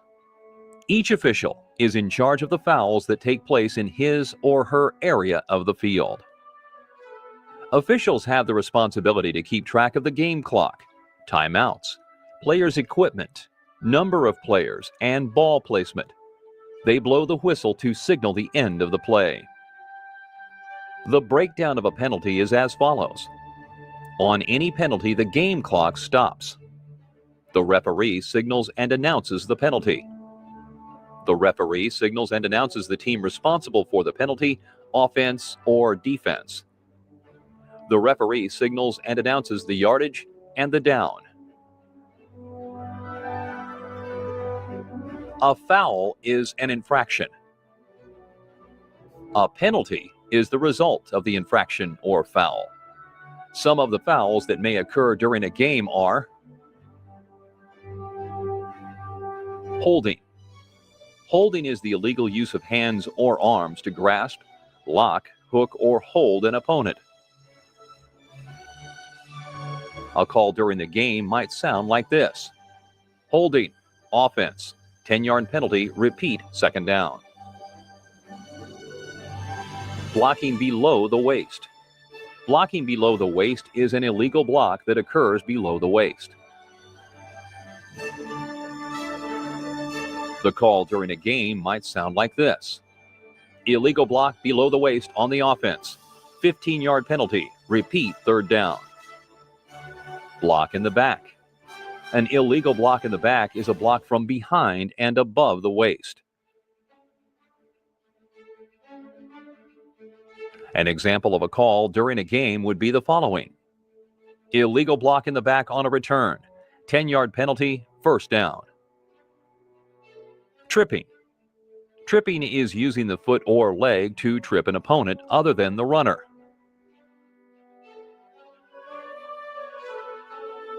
A call might sound like this. Tripping, offense, 15-yard penalty, repeat, first down. Face mask. Grasping of an opponent's face mask or helmet opening. The call might sound like this. Face mask, number 4, 15-yard penalty from the end of the run and an automatic first down. Roughing the passer. Roughing the passer is charging into the passer after it is clear that the ball has been thrown. An example of a call during the game would be the following. Roughing the passer, defense, 15-yard penalty tacked on to the end of the run and an automatic first down. Unsportsmanlike conduct. Unsportsmanlike conduct is baiting, taunting, or acts that are prolonged, excessive, or call attention to an individual. The call might sound like this. Unsportsmanlike conduct, defense, 15-yard penalty from the succeeding spot. False start. False start is action by an offensive player prior to the snap that simulates the start of a play.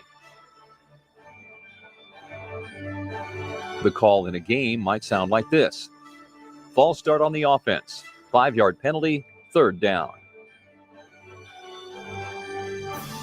Delay of game. Delay of game is the failure to start a play within the time limit on the play clock. The call during a game might sound like this. Delay of game, offense, 5-yard penalty, third down. Pass interference. Pass interference is interfering with an eligible opponent's opportunity to move toward or catch a legal forward pass. A call during a game might sound something like this. Pass interference, defense, 15-yard penalty from the previous spot and an automatic first down. If the foul is committed by the offense, it might sound like this. Pass interference, offense, 15-yard penalty.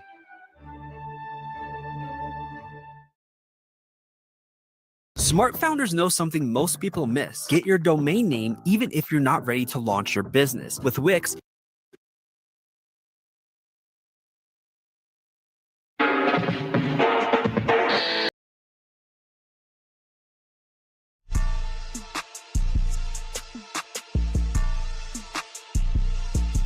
Yeah, man, here we go. That is some things, man, definitely need to be watched, man, because you know some of the referees, man, they feel like they don't make the right calls. So if they're making the right call, just always peep the hand signals. Check that out. You know what I'm saying? Just check out them hand signals they be using. That'll tell you definitely a lot. You know. Pass interference. People be looking for that one, boy. That pass interference and roughing the passer. Yeah, that roughing the passer ain't no joke. You know what I'm saying? That roughing the passer, probably about one of the most calls. Man, probably one of the most calls I've seen in this prior league. You know what I'm saying? Let's check out a day in the life of a referee. Let's check out the day in the life of a referee, man, because it's probably not the easiest thing, man. You know what I'm saying? Not the easiest thing to be a referee, especially in the NFL, man. So, let's check it out.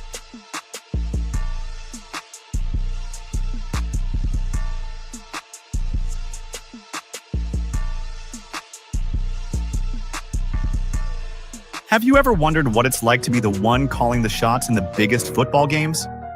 Referees are the unsung heroes, or sometimes the villains, of the NFL, deciding penalties, making tough calls, and taking on all the pressure of keeping the game fair and balanced. But what does a day in the life of an NFL referee actually look like?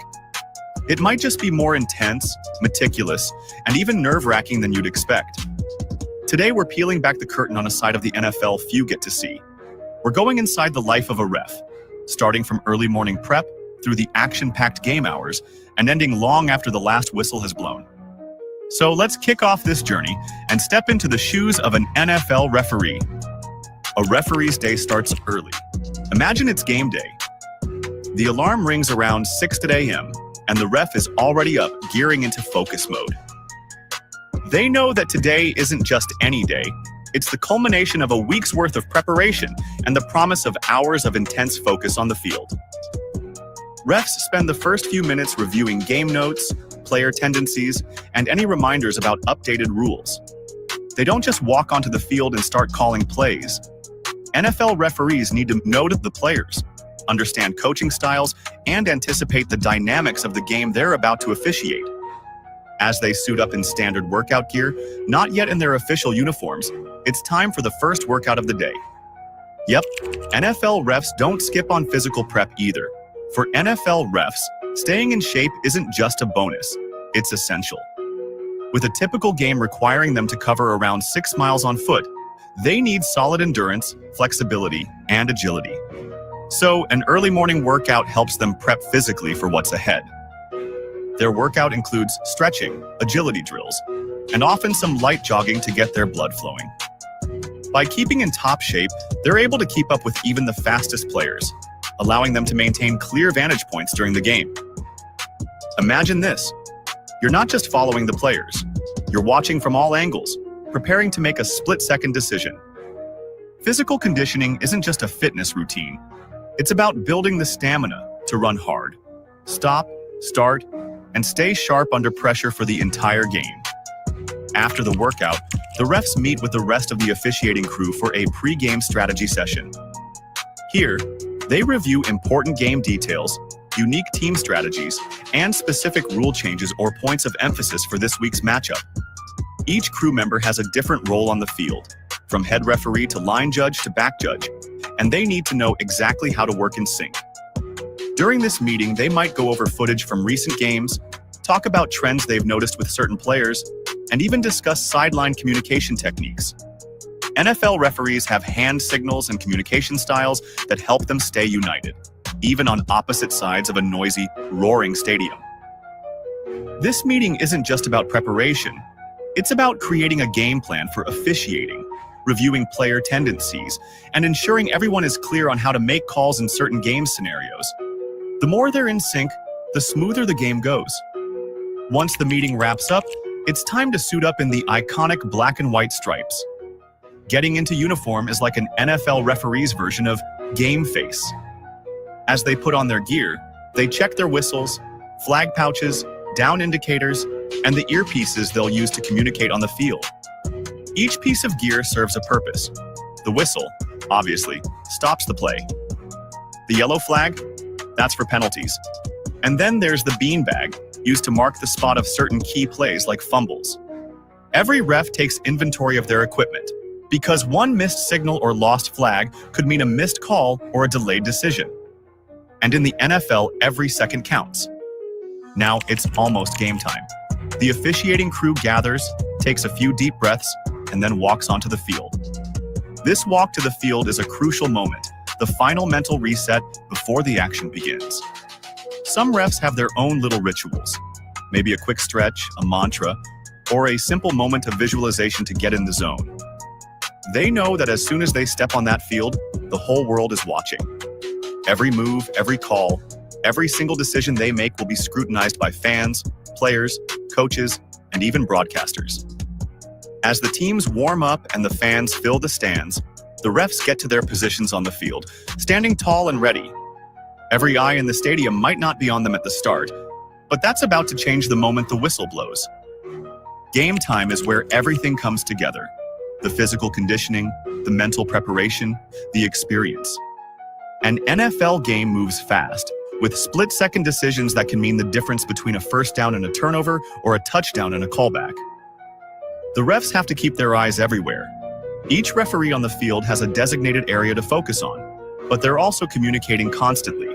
For example, the head referee may be focused on the quarterback and any potential roughing penalties, while the line judge keeps a close eye on the offensive line for holding or false starts. They rely on their specialized training, instincts, and years of experience to make calls quickly and accurately. Imagine trying to watch a play unfold, catching a receiver's subtle hold of a defender's jersey, or noticing when a quarterback's knee touches down just a split second before he throws the ball. These calls happen in a flash, and refs have to make the best call with the information they have, sometimes under intense pressure from screaming players and coaches. Refereeing isn't just about rules, it's about keeping emotions in check. It's no secret that players, coaches, and fans can get heated. When a ref makes a call that a team disagrees with, they might have to face an unhappy coach in their face, pleading or even yelling for a reversal. In these moments, refs have to stay calm, professional, and focused. They also have instant replay to help confirm calls, but even with replay, the pressure is intense. The refs walk to the sideline, put on a headset, and examine each angle. The crowd watches, the players wait, and everyone holds their breath. Every angle, every second of footage gets reviewed to ensure the right call is made. When the game finally ends and the stadium clears, the referees don't just walk away. They gather in the locker room for a final wrap-up meeting. Here, they discuss the game, review key plays, and give each other feedback.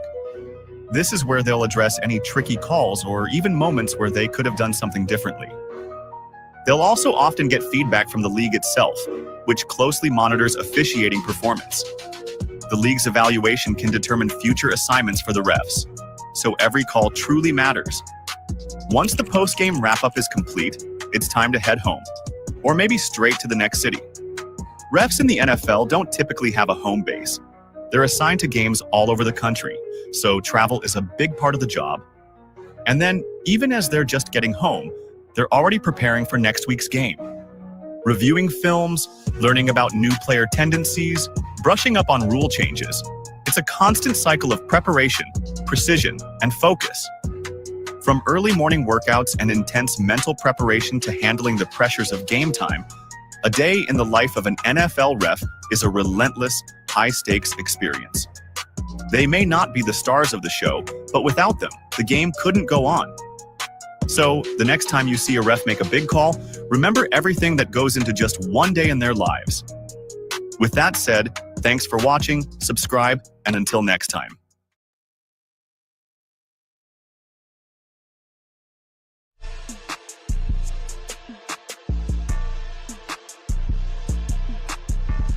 Yeah, man, that was cool. That was cool to know. That was pretty pretty what's up, man. That was good informational stuff, man.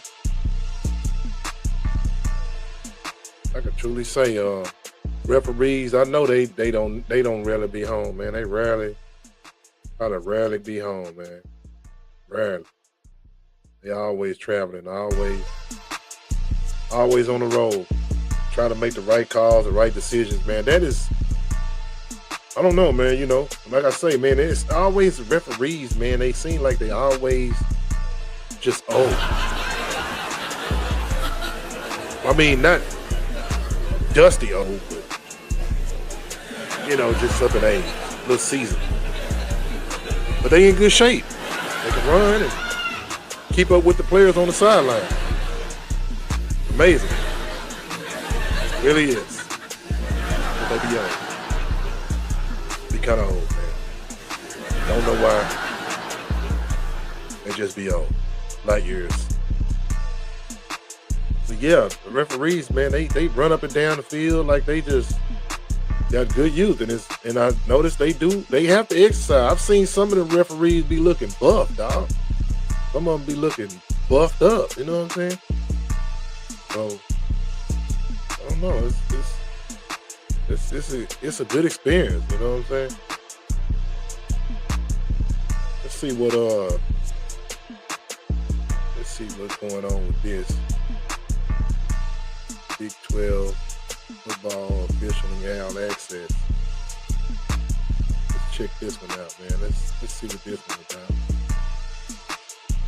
Big 12 All Access. What was this? A couple years ago. Huh. Let's see, what do we got? Let's check out the evolution of refereeing. Check that one out.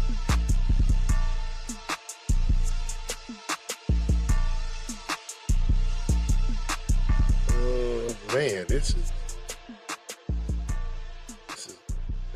it's pretty long, bro. Oh man, mug is like an hour long right here. Yeah, bro, play that. You watch that a whole hour. The evolution of NFL reps. Yeah, man. 1 hour. Shoot. That's a long time, dog. You watching that, bro. Let's see. Oh, I ain't gonna watch that. Wait. Let's see. What we got here? This was like a year ago.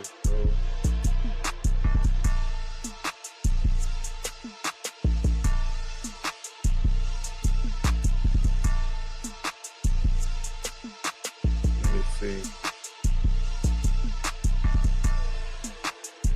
Let's check it out. Let's look into it, man. We can check out some of it. It seems interesting.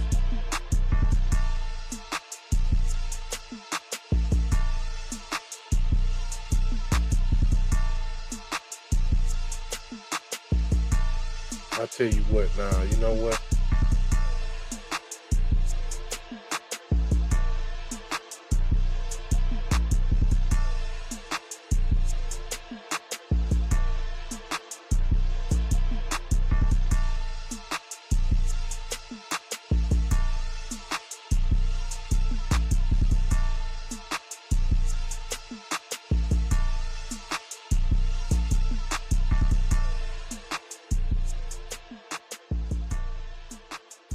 I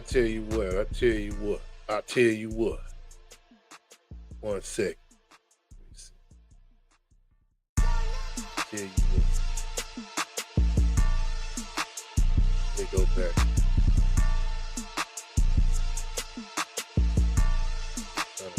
What I was looking for. What I was looking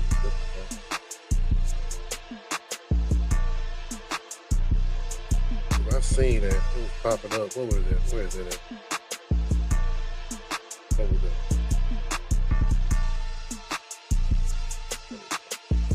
Let's see, it's something. Shoot. Oh man, it disappeared. It was something that was interesting. Shoot. Can't even find it now. It was up there. It showed something, man. Let's see.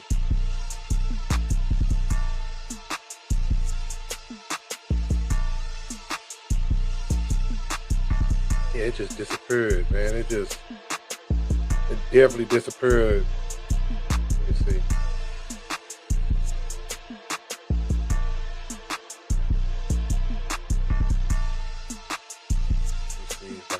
See if it'll pull up again. Let's check this one out. Look at this. Let's check this out. Cause see, I'm thinking the same thing, you know. I'm already thinking that, you know. I'm already feeling like that's what really happened. Let me share my screen on, man. Get it to that. Get it to that one, yeah. You know what I'm saying? Yeah, y'all see it. Y'all already see it. I'm gonna play it real quick. Yeah. Of gambling. Due to the easing of gambling laws all around the U.S., more and more people tackles and performances can define careers and franchises. However, behind the game-winning drives and Super Bowl trophies stood the men and women in black and white, capable of changing the destiny of a player and a franchise with the blow of a whistle. Now with the outrage that has continued to grow over that blown call that may have cost the Saints a trip to the Super Bowl. There's no question that it was a highway robbery here. The reality of the situation is that he was mugged. And now they're going to call it the end of the game. It's ridiculous. You're only hurting yourself by throwing stuff up. Have you ever heard of an NFL official being approached by somebody about trying to impact a score or a stat line or anything like that in the game? People were approached.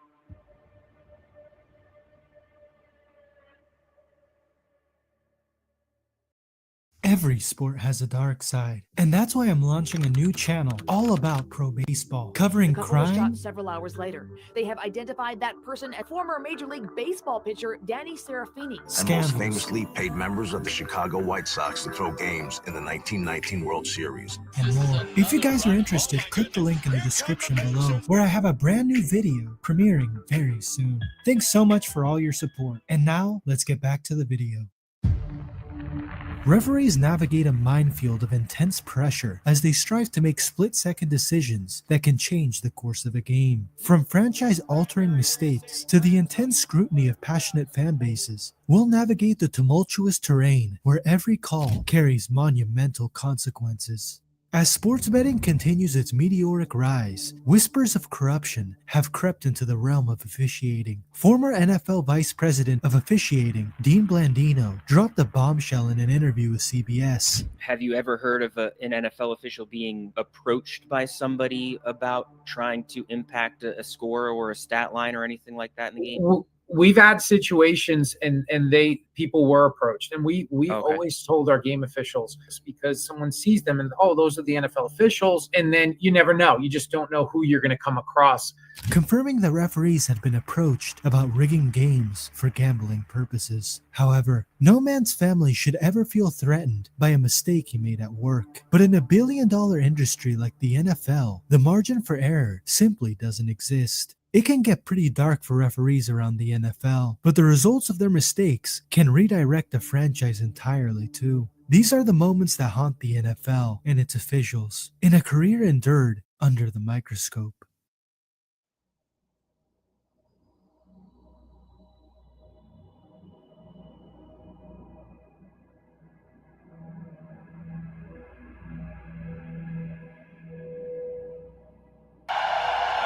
shotgun. This time King has protection and throws complete. Bill Carollo, who was a referee for nearly 20 years, was on the receiving end of death threats and over 200 calls after making a controversial call in the dying moments of the 1999 NFC Championship game. Trailing by 11 points, the Buccaneers were in the hunt for the go-ahead score with under a minute left on the clock. They appeared to make a big step towards doing just that when rookie quarterback Sean King delivered a 12-yard completion to wide receiver Burt Emanuel on 2nd and 23. Upon the advice of his replay official, Carollo took a longer look at the catch and decided that it should be voided on account of the player not having control of the ball and it touching the ground.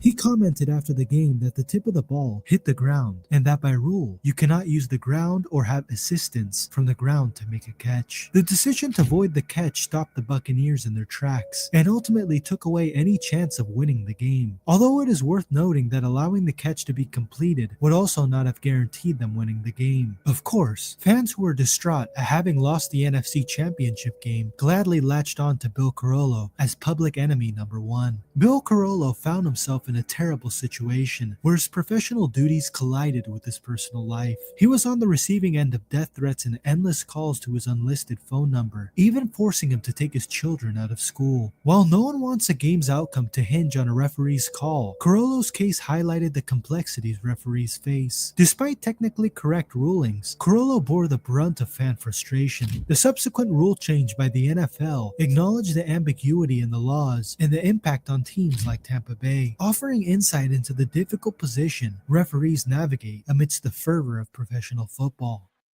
Matt Thorson didn't pay his own taxes and faced multiple tax warrants in 2 different states. Thorson even filed for bankruptcy 3 times. Matt Thorson, reckless, irresponsible. Worst of all, you'll be paying for it. Mike Keppel here, Patriot Software's founder. So easy, my dog can run payroll. Send one of our payroll software. The game's final play is a Wilson loft to the end zone, which is fought for by Tate with Jennings simultaneous. Who has it? Who do they give it to? Touchdown! A similar incident happened just over a decade later, in which a replacement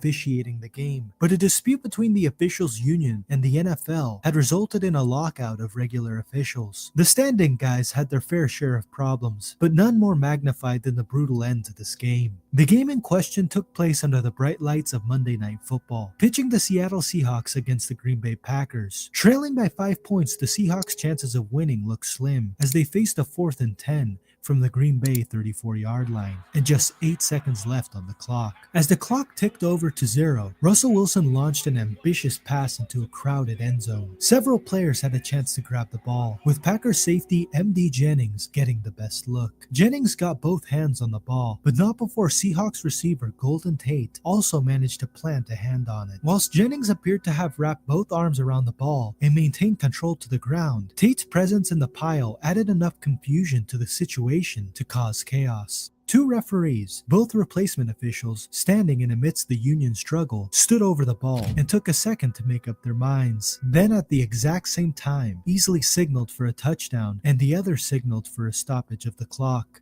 Easley's touchdown signal was the official call on the field, which meant there had to be clear evidence that it wasn't a touchdown for it to be overruled. The video ref decided that there was no clear evidence, meaning the play stood and the Seahawks won the game.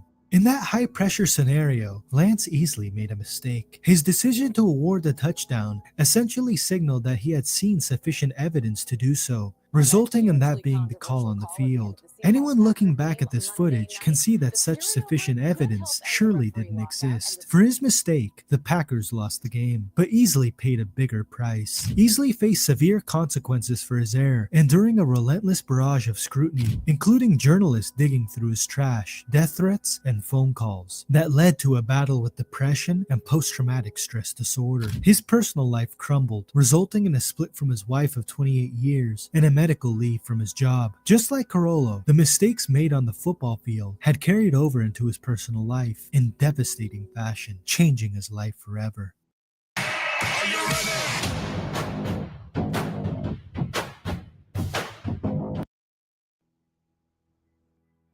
Mercury Morris twice on runs, the last seemingly forcing a fumble. But the whistle had blown and a personal foul was charged to Pat Toomey, number 65, who felt Morris had fumbled.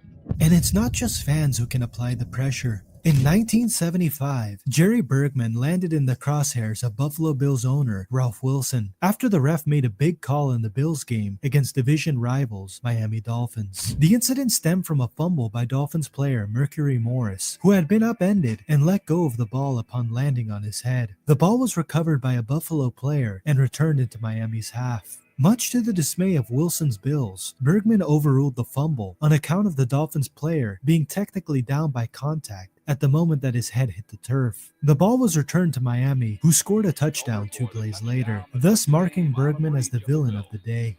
Owner Ralph Wilson came out after the game and demanded the referee be fired, offering up a rallying call to a frustrated fan base who were ready to let rip. Just like Carollo and Easley, Bergman received death threats and even had to get FBI protection. It is important to note that the NFL came out and defended the referee by saying he made the right call. It's one thing to receive death threats when you make a mistake, but to receive death threats and the wrath of an owner after making the correct decisions shows what an impossible job referees have.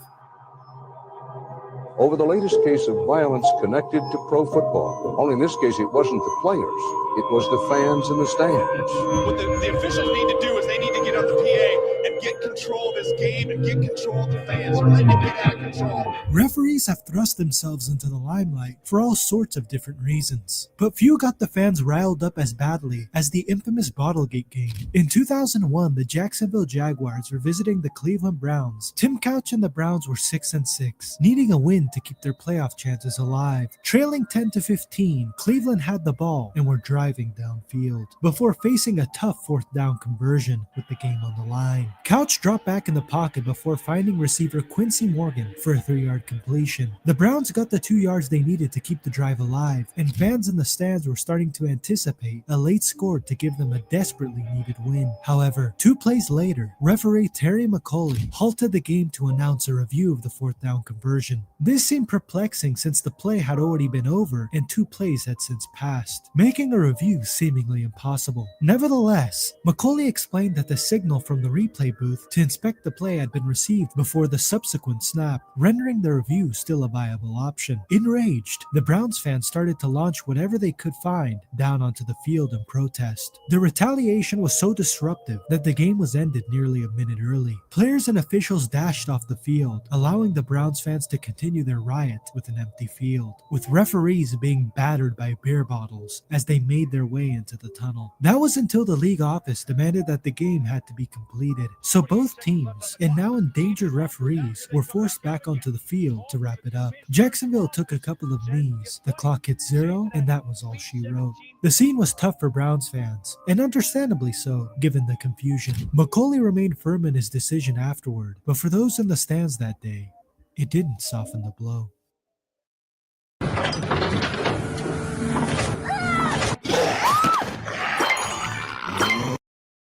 One of the most hotly debated officiating calls of all time arrived in the 2014 NFC Divisional Playoff game between the Dallas Cowboys and Green Bay Packers. With 4 minutes left on the clock and the Cowboys trailing by 5 points, Tony Romo and Des Bryant appeared to convert a crucial 4th down play to place the ball at the Packers' 1-yard line. Bryant had gone up for an ambitious contested catch and appeared to secure the ball while making a move towards the end zone. As he stretched across the goal line, his hands on the ball made contact with the ground, popping the ball loose. The officials initially ruled it a catch, swinging the game massively in favor of the Cowboys. However, Packers head coach Mike McCarthy challenged the call, in doing so, leading to one of the most heated debates the NFL has ever seen, and one that still lingers to this day. Did Dez catch the ball? At the time, the NFL rules stated that a player must maintain control of the ball throughout the process of going to the ground.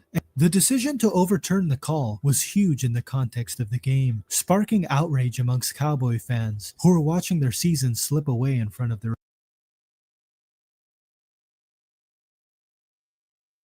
You already know I was going to speak on this. You already know I was going to speak on this, man.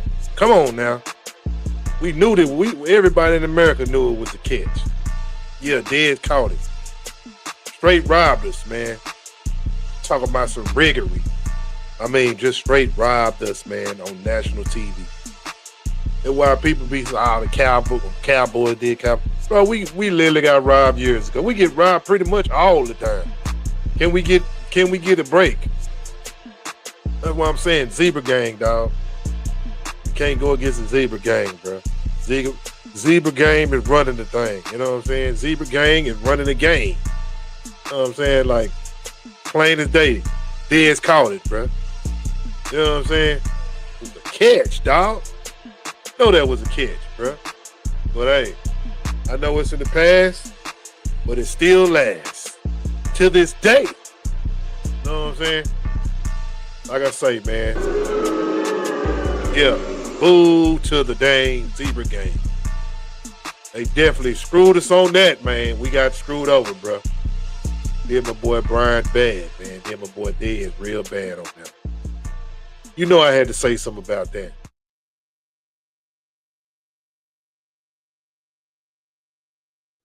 Eyes. They argued that Bryant had caught the ball and that in reaching for the goal line, he was making a football move, which would render it a catch. The fact of the matter is that this was another gray area exposed in the NFL rulebook, and the scrutiny that followed this Dez Bryant incident resulted in yet another rule change. This new rule change came 3 years after the incident and sought to clarify the definition of a catch. In rewriting the rulebook, the NFL Competition Committee also admitted that Bryant's overruled catch would have stood with the new rules in place, not that softened the blow for angry Cowboy fans. In the last 10 years alone, we have seen some shocking misses from referees that have had franchise-altering ramifications. In the playoffs of the 2018 season, the New Orleans Saints fell foul of one of the most blatant non-call penalties in NFL history. Saints receiver went flying as the ball fell harmlessly out of bounds. Every single person in the building expected to see a yellow flag fly from the line judge. Even Roby Coleman looked sheepish as he turned around to retake his position, only celebrating when he realized no yellow flag had arrived. It was a horrendous non-call from the line judge, depriving the New Orleans Saints of a penalty that would have given them a fresh set of downs and allowed them to drain the clock before kicking the go-ahead field goal. Instead, the Saints had to kick a field goal with over a minute and a half still on the clock, in which the Rams were able to tie the game and eventually win in overtime. As is often the case with egregious mishaps like this, the NFL introduced a new rule as a consequence 1 year later. The new rule dictated that teams could challenge pass interference calls and non-calls, but that was little comfort to a Saints team who had been robbed of a Super Bowl appearance. Such was the blatant nature of the non-call that even fans of other teams hopped on aboard the ref bashing parade, with high-profile media platforms also covering the debacle. The Rams went on to lose the Super Bowl to Tom Brady and the New England Patriots, much to the relief of many fans who felt it was an injustice that they even got to feature at all. To add insult to injury, the head referee on the day, Bill Vinovich, was named the referee of the following year's Super Bowl. Whilst he was ultimately not responsible for the missed pass interference call, he was the leader of that particular officiating crew, and it just feels wrong that the referee, a associated with one of the worst calls in NFL history, gets awarded a Super Bowl appearance immediately afterwards. 2023, referees of an Eagles and Dolphins matchup were put under the spotlight after calling 10 penalties on Miami, whilst not throwing a single flag on Philadelphia in the entirety of the game. Fans quickly took to social media to point out blatant missed calls in a game where everything inexplicably went in the way of Philadelphia as the home team, and nothing was called in the favor of Miami. Perhaps this was the NFL's twisted way of apologizing to Philadelphia for what happened to them in the closing stages of Super Bowl 57. James Bradbury had been called for holding against Smith-Schuster, giving the Chiefs a fresh set of downs and the ability to run down the clock, setting up a game-winning field goal by Harrison Butker. The flag deprived the Eagles of an opportunity to fight back, and it deprived fans of an exciting finish to one of the best Super Bowls in the history of the NFL. Fox broadcaster Greg Olson could be heard on commentary expressing his frustration at the call, telling viewers that he didn't love that call. He argued that in this moment of all moments, you have got to let the players play. And he's right. But this interjection from Carl Sheffer's team turned the spotlight firmly away from the players and onto them. One of the greatest Super Bowl matchups we've seen was brutally spoiled by those in black and white. The same way the fans used to accuse referees of helping the Patriots in their heyday, this incident fueled plenty of theories about the NFL being rigged in the Chiefs' favor, with the referees blamed as the primary facilitators.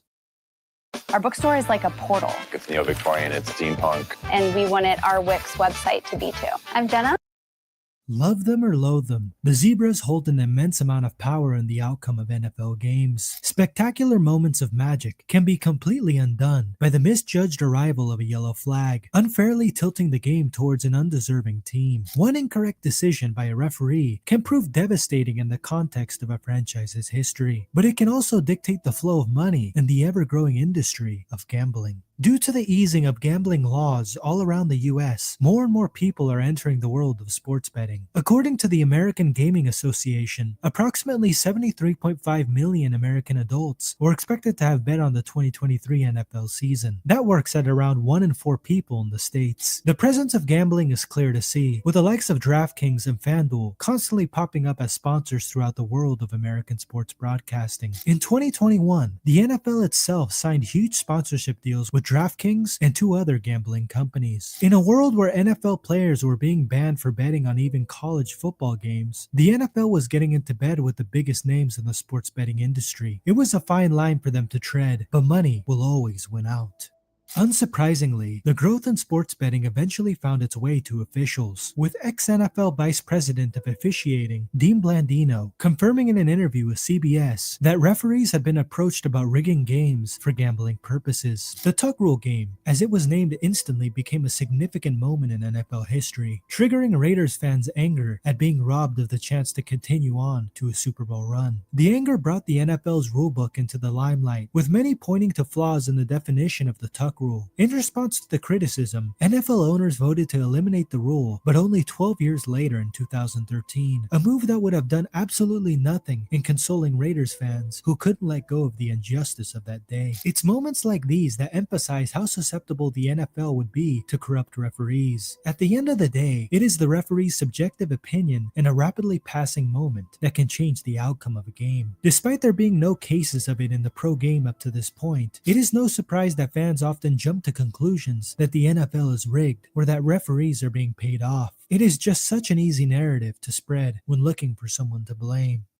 Whilst it is unfair to always point the finger at the officials, there are plenty of times when there can be no other culprit to look to. Referees have a long history of messing up, but the record of accountability simply doesn't match up. We have already spoken about Bill Vinovich being awarded to the Super Bowl gig just 1 year after being associated with a flagrant ordeal in New Orleans. But this is not the only example of accountability not entering the equation for referees. When players mess up, they are swarmed by the media and forced to answer questions about what they did and why. Images of Bengals linebacker Joseph Asai delivering a tearful interview in the locker room after conceding a critical penalty in the 2022 season AFC Championship game come to mind. So it should come as no surprise that there is a long list of player outbursts when refereeing decisions go against them. After the 2020 season Super Bowl in which the Kansas City Chiefs lost to Tom Brady's Tampa Bay Buccaneers, defensive tackle Chris Jones pointed his finger at the referees as one of the reasons the Buccaneers were victorious. In an interview with Miles Simmons of Pro Football Talk, Jones said, "Only the referees can call the penalties, so the penalties affect the game 1000%. What can I say? We had a lot of penalties called on us today." In the first half alone, the Chiefs were flagged 8 times for a record-breaking 95 yards, compared to just 4 flags for 39 yards on Tampa Bay all game long. He later went on to argue that he thought refs usually let the guys play in the biggest games of the year, again emphasizing that penalties can change the game. Of course, just a couple of years later, the Chiefs would benefit from the refs' generosity when they called the incredibly soft holding call against James Bradbury on Juju Smith-Schuster. You won't have heard Jones complaining about officials then. Tom Brady's side was on the receiving end of generous officiating again in the 2017 AFC Championship game, but this time it was the New England Patriots he was representing, going up against the high-flying Jacksonville Jaguars. During the game in which the Patriots came back from 14-3, down to win by 24 points to 20, New England was flagged just once. It was the fewest penalties called on a playoff team since the 2011 AFC Championship game. Can you guess who the team was then?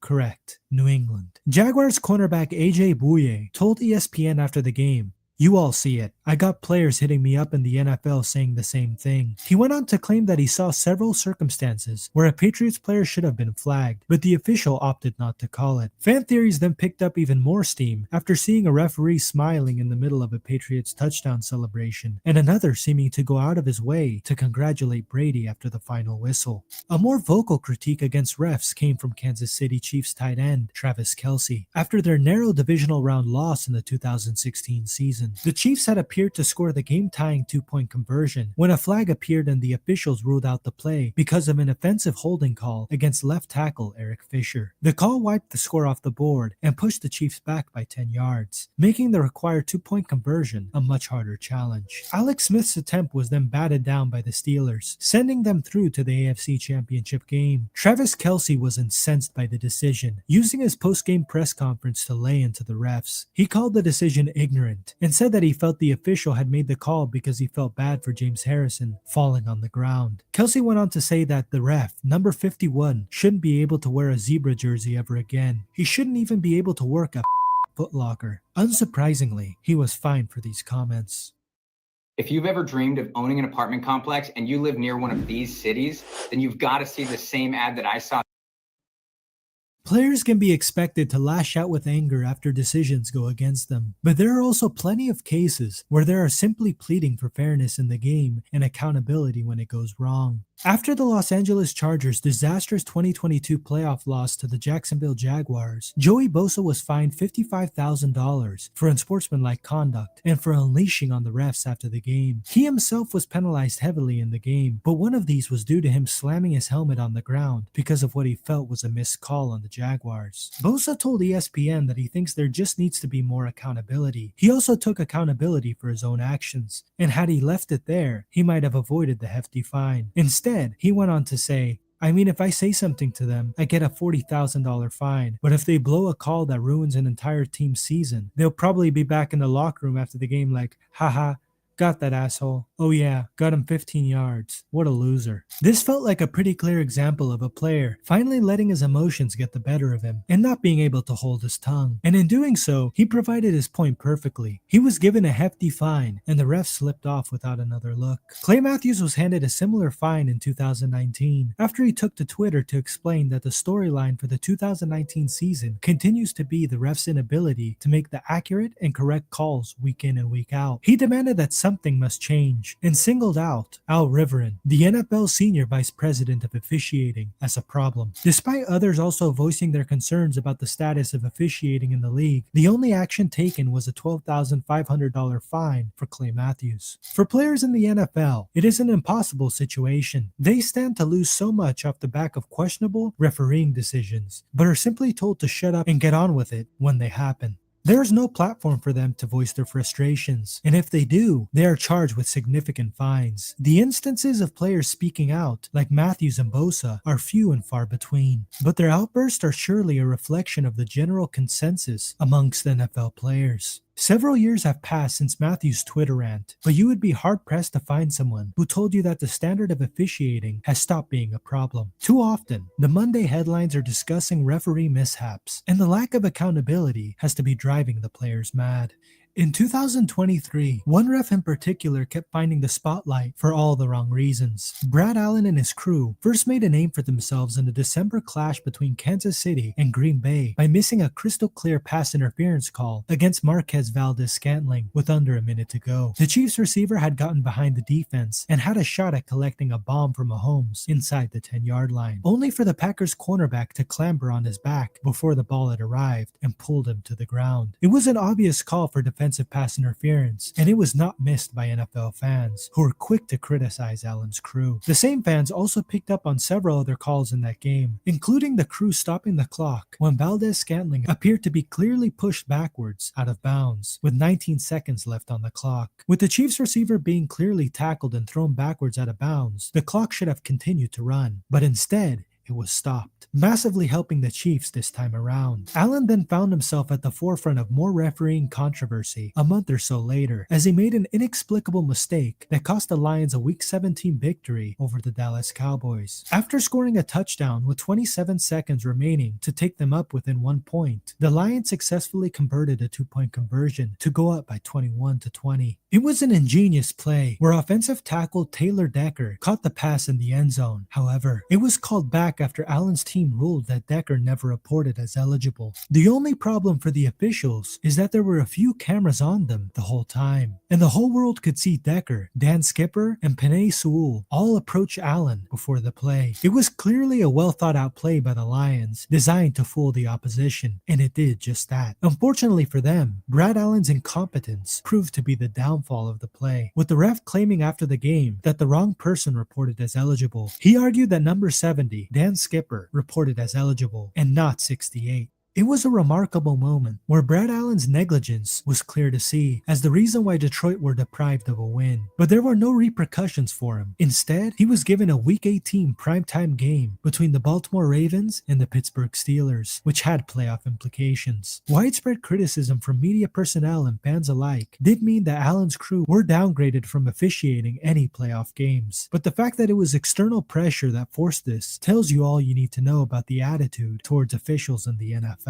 NFL referees and their officiating crews often find themselves cast as the villains, bearing the brunt of fan fury when their calls lead to devastating losses for the team. The profession is a lightning rod for controversy, with critics arguing that referees too frequently overshadow the players on the field. Yet defending them reveals the intense pressure they face, making split-second decisions under the unforgiving glare of the NFL spotlight. The toll these decisions take on their personal lives cannot be underestimated, as evidenced by the death threats received by Bill Carollo and Lance Easley. However, the truth lies somewhere in the middle. Referees grapple with ambiguous rule definitions that sometimes defy logic and unfairly impact the team's success, as seen in infamous moments like the Tuck Rule game and Des Bryant's catch. Yet they often escape the same level of accountability as players and coaches. Instances like Bill Vinovich's return to the Super Bowl after a glaring missed call in the playoffs highlight the need for greater referee accountability and improvement in their decision-making. It's a tough job, but it's time for referees in the NFL to face more scrutiny and strive for better performance.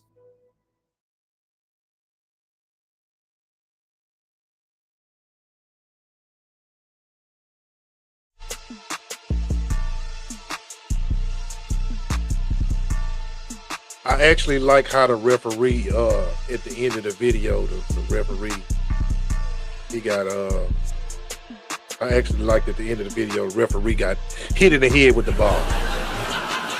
Somebody chucked the ball at the ref. You know, same way on the longest yard, chuck the ball at the ball. You know what I'm saying? Make the right call. You won't get hit with the ball. In the box. Just saying, ref. Your scrutiny, man. Making the wrong call, dog. Referee deserves to pay. Zebra game.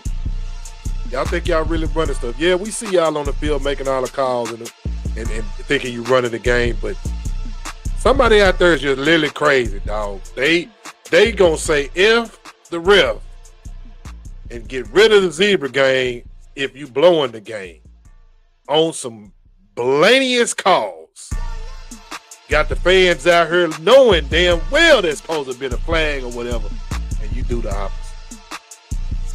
Like I say, if you can't see, be a referee.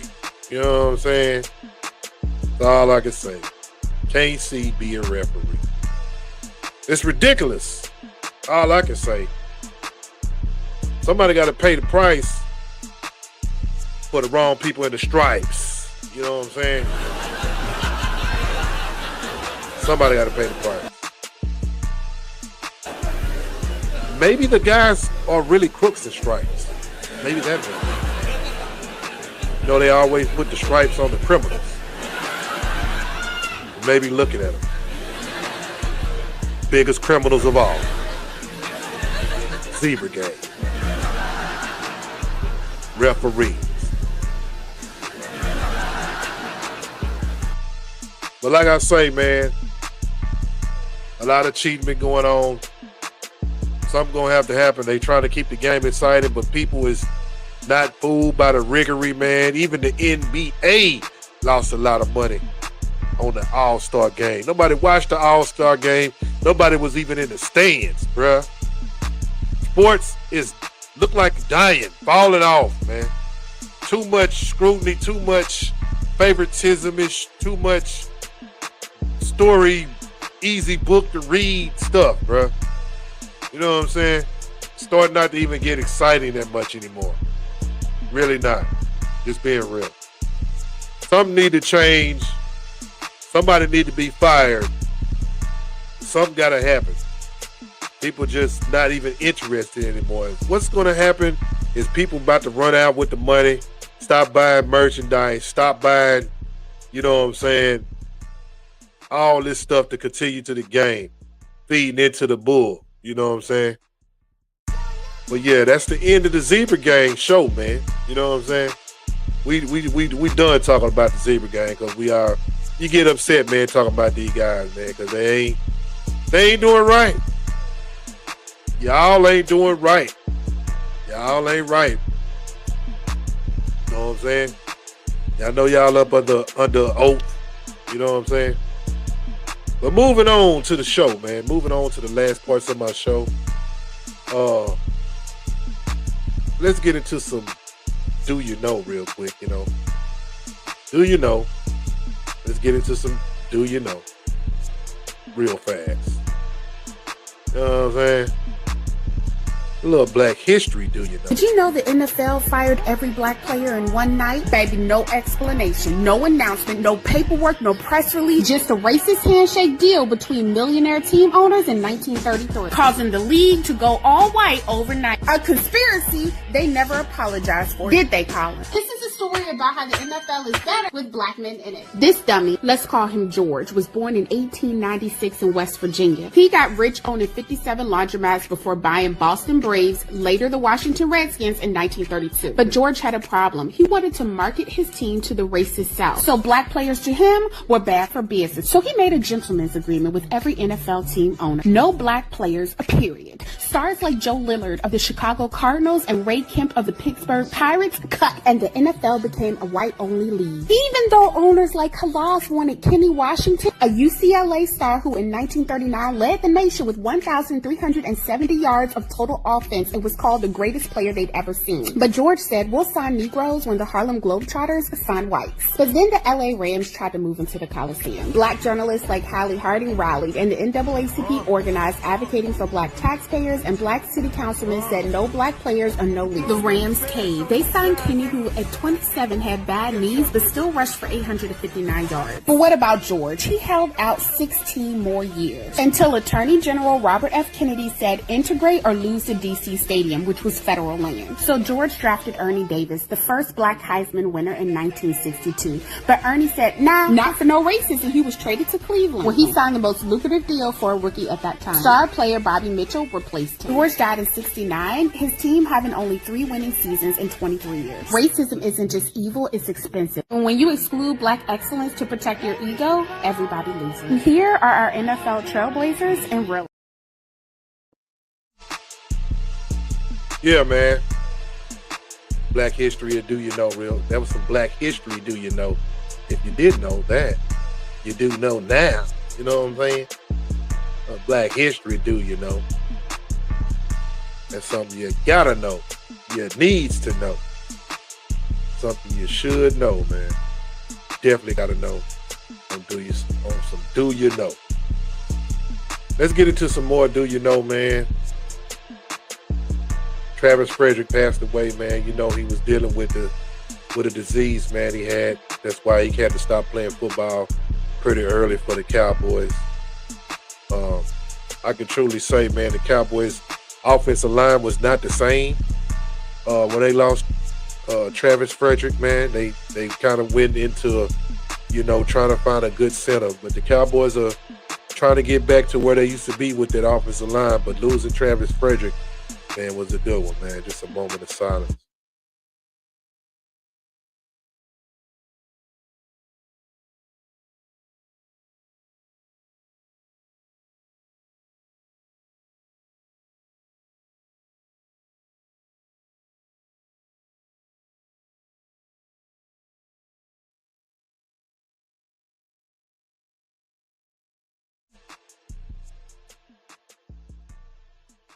And a shout out to the family. Condolences to the Travis Frederick family.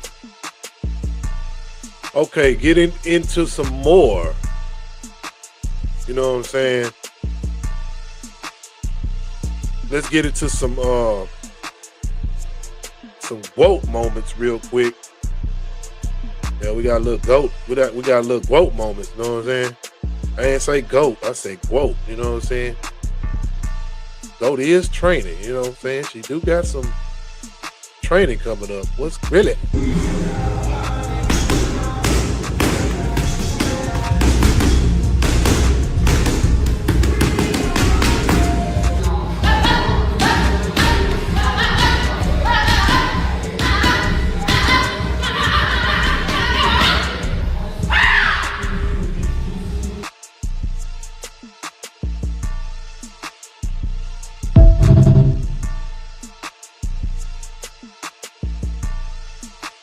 Yeah, the GOAT got a fight coming up, you know what I'm saying? So, y'all stay tuned, man. You know she always putting on the show for everybody to know. You know what I'm saying? That's for sure. You know what I'm saying? Papoose in there with the mitts.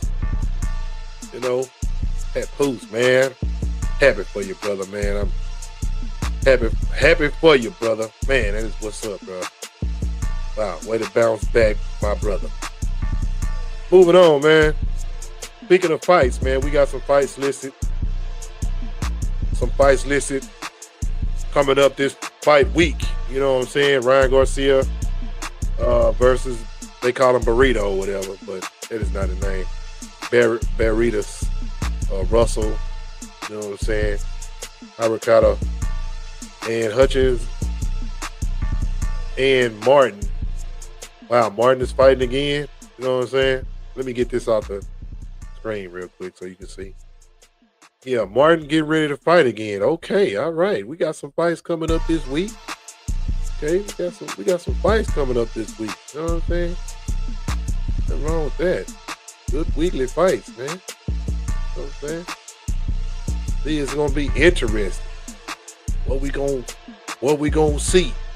You know what I'm saying? What it's gonna be. And we also got a fight in the DFW area. Boom, at the Redbird. At the shops at Redbird. You know what I'm saying? 36-62. Is that what that is? 36-62 West Camp Wisdom. Dallas, Texas, 75237. We got some fight. We got the fight AA versus Booker. Is that right?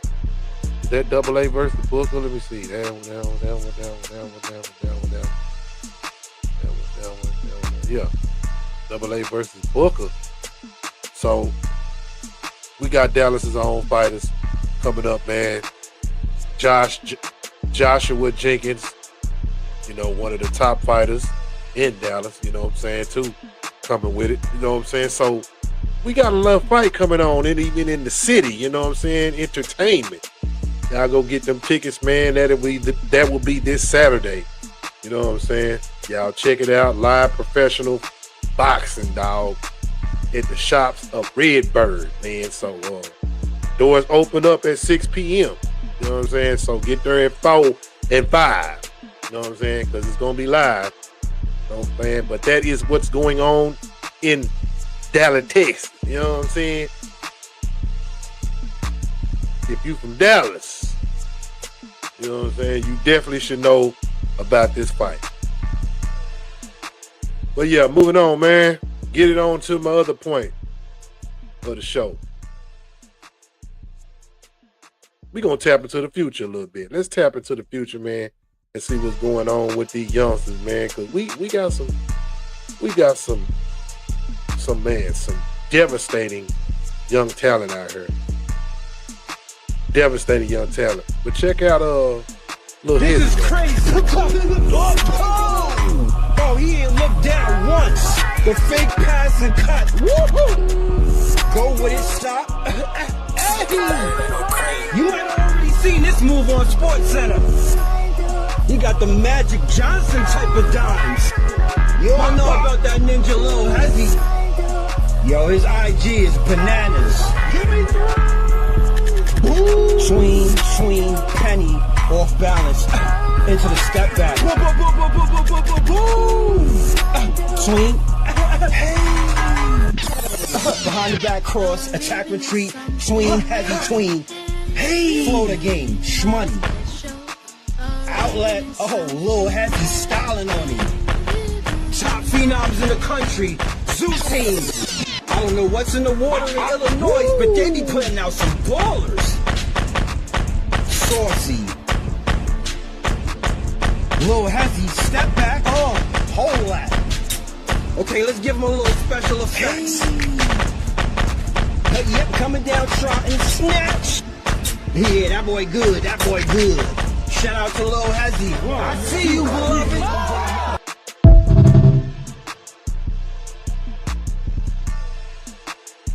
Yeah, man, we tapped all the way into the future, man. Lil Hezzy, boy, they ain't playing no game, man. Man, moving on, man. Check out one of the top players out here in football. Who is this monster 5-star, ranked as the #1 linebacker in the nation and is known for laying the biggest hits in the whole country? This is Ohio State commit Sincere Johnson out of Glenville High School in Ohio, who is already getting comparisons to NFL legend Ray Lewis for his play style. Sincere has over 29 sacks, 11 forced fumbles, 107 tackles for loss, and 500 plus career tackles in his high school career. The back-to-back Defensive Player of the Year absolutely wrecks plays before they even develop, and wreaks havoc for any offense he faces. Sincere flows downhill with purpose. He doesn't just tackle the ball carrier, he punishes them. Known as a running back's worst nightmare, Sincere Johnson will have an immediate impact next season with the Buckeyes. The next Buckeye defensive legend is loading, and college football isn't ready for what's coming to Columbus next season. Remember the name Sincere Johnson.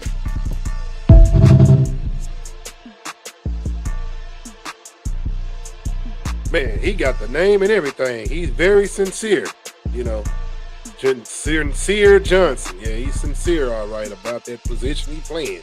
Linebacker. You know what I'm saying? Wow.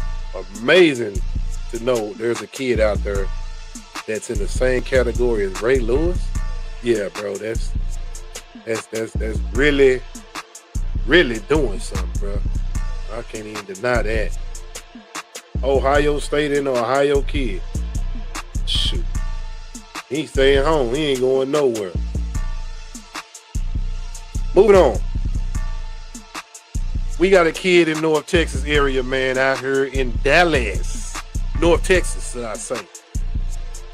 7-year-old Dallas native Dakota White became one of the fastest kids in America, shattering a national record.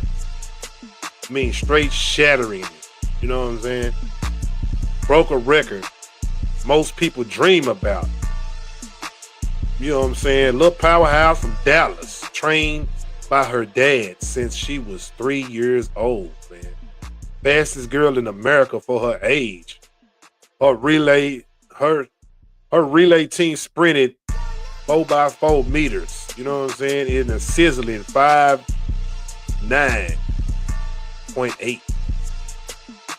5'9.8. Should I say 5'9.08 seconds in the AAU Junior Olympics. And the country is stunned. This is not just some lucky race. It is a living proof that talent, powerful family belief that fierce training can shape a young girl into a barrier-breaking winner. Study shows early track stars are built from unstoppable mix of genetics, strong coaching, and devoted parents. Dakota is a lightning example. You know, fans are very intrigued of this protege. You know what I'm saying? This girl is amazing at her age, 7 years old. 7 years old. This story is spreading like a wildfire, man. You know what I'm saying? So y'all definitely need to check this girl out, man. She is only 7, doing things. Man, that is amazing. Your dad, Cam, is a former TCU football wide receiver, and so you used to train your daughter when she started at the age of 3. Form, like crazy form, like it wasn't fast, but her form was already perfect. So then as she progressed, then we started getting her with different trainers, and then it just progressed. When COVID hit, when she was 5, it was kind of hard to do stuff, so we kind of just sat back.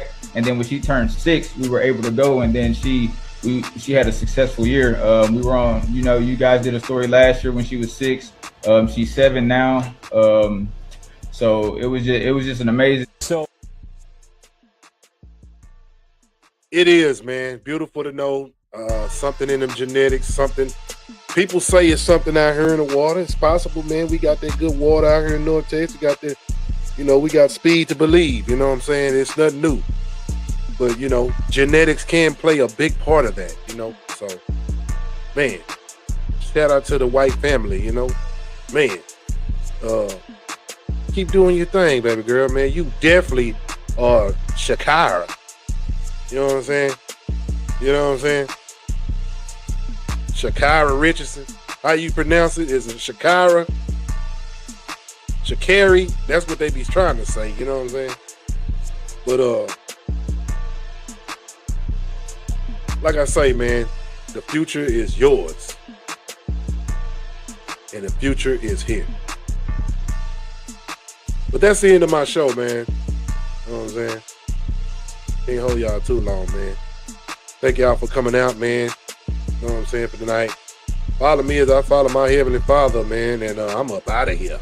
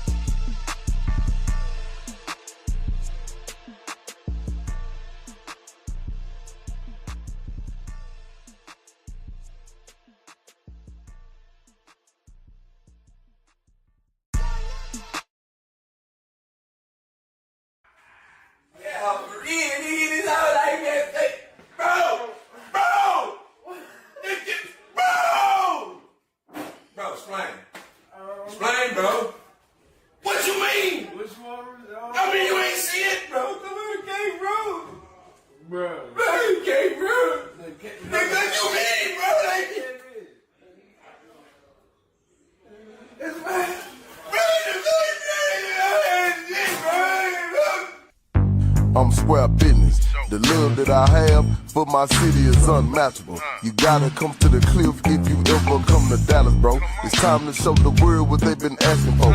Boogie for them one time, break them off one time. Like the stars on the helmet, D-time, it's time to shine. Take a look at the skyline and tell me what you see. I see a microphone in a BOA with every dollar I need. I see a microphone in a BOA with every dollar I need. Do you know Oak Cliff is just a piece of Dallas? Did you know in Beaumont I used to speak for Dallas? They broke my heart, oh my God, I can't believe what happened. Just because you fall off, that don't mean stop scratching. A money magnet, break it all down like fractions. We eating over here, we ain't doing no fast. Shade the fast, know your partner brand designer. And I'm in Oak Cliff if you really trying to find me. And then let me remind them, when Curtis had that old school on 10, that was 420s. And he from Dixon Circle, how I know, cause I know money. Them feds hit the west, they found that tiger on 20. The north side is the north side, they don't never say north. When I'm sliding through the grove, you know I'm riding on the loop. When I'm chilling on the east, I'm on Bali drinking brew. My whole city full of players, look at me, I'm the proof. My whole city full of players, look at me, I'm the proof. Say that to man, I love y'all, man. I'm talking about open arms, man, I just gave you a piece of it, man. I can't never incriminate myself, man. My mama said you gotta keep it up under your shades, son. You know what I'm saying? That's what we gon' do, man, you know what I'm saying? But, you know, for the two, the one and the four, man, from my heart to yours, you know what I'm saying? It's a beautiful place to be, man, you know. Hey, man, I am your tour guide. I am King James Bowser, man, and this is that I tell you. Well, I can't tell you what's going on, but my city got a microphone in the sky.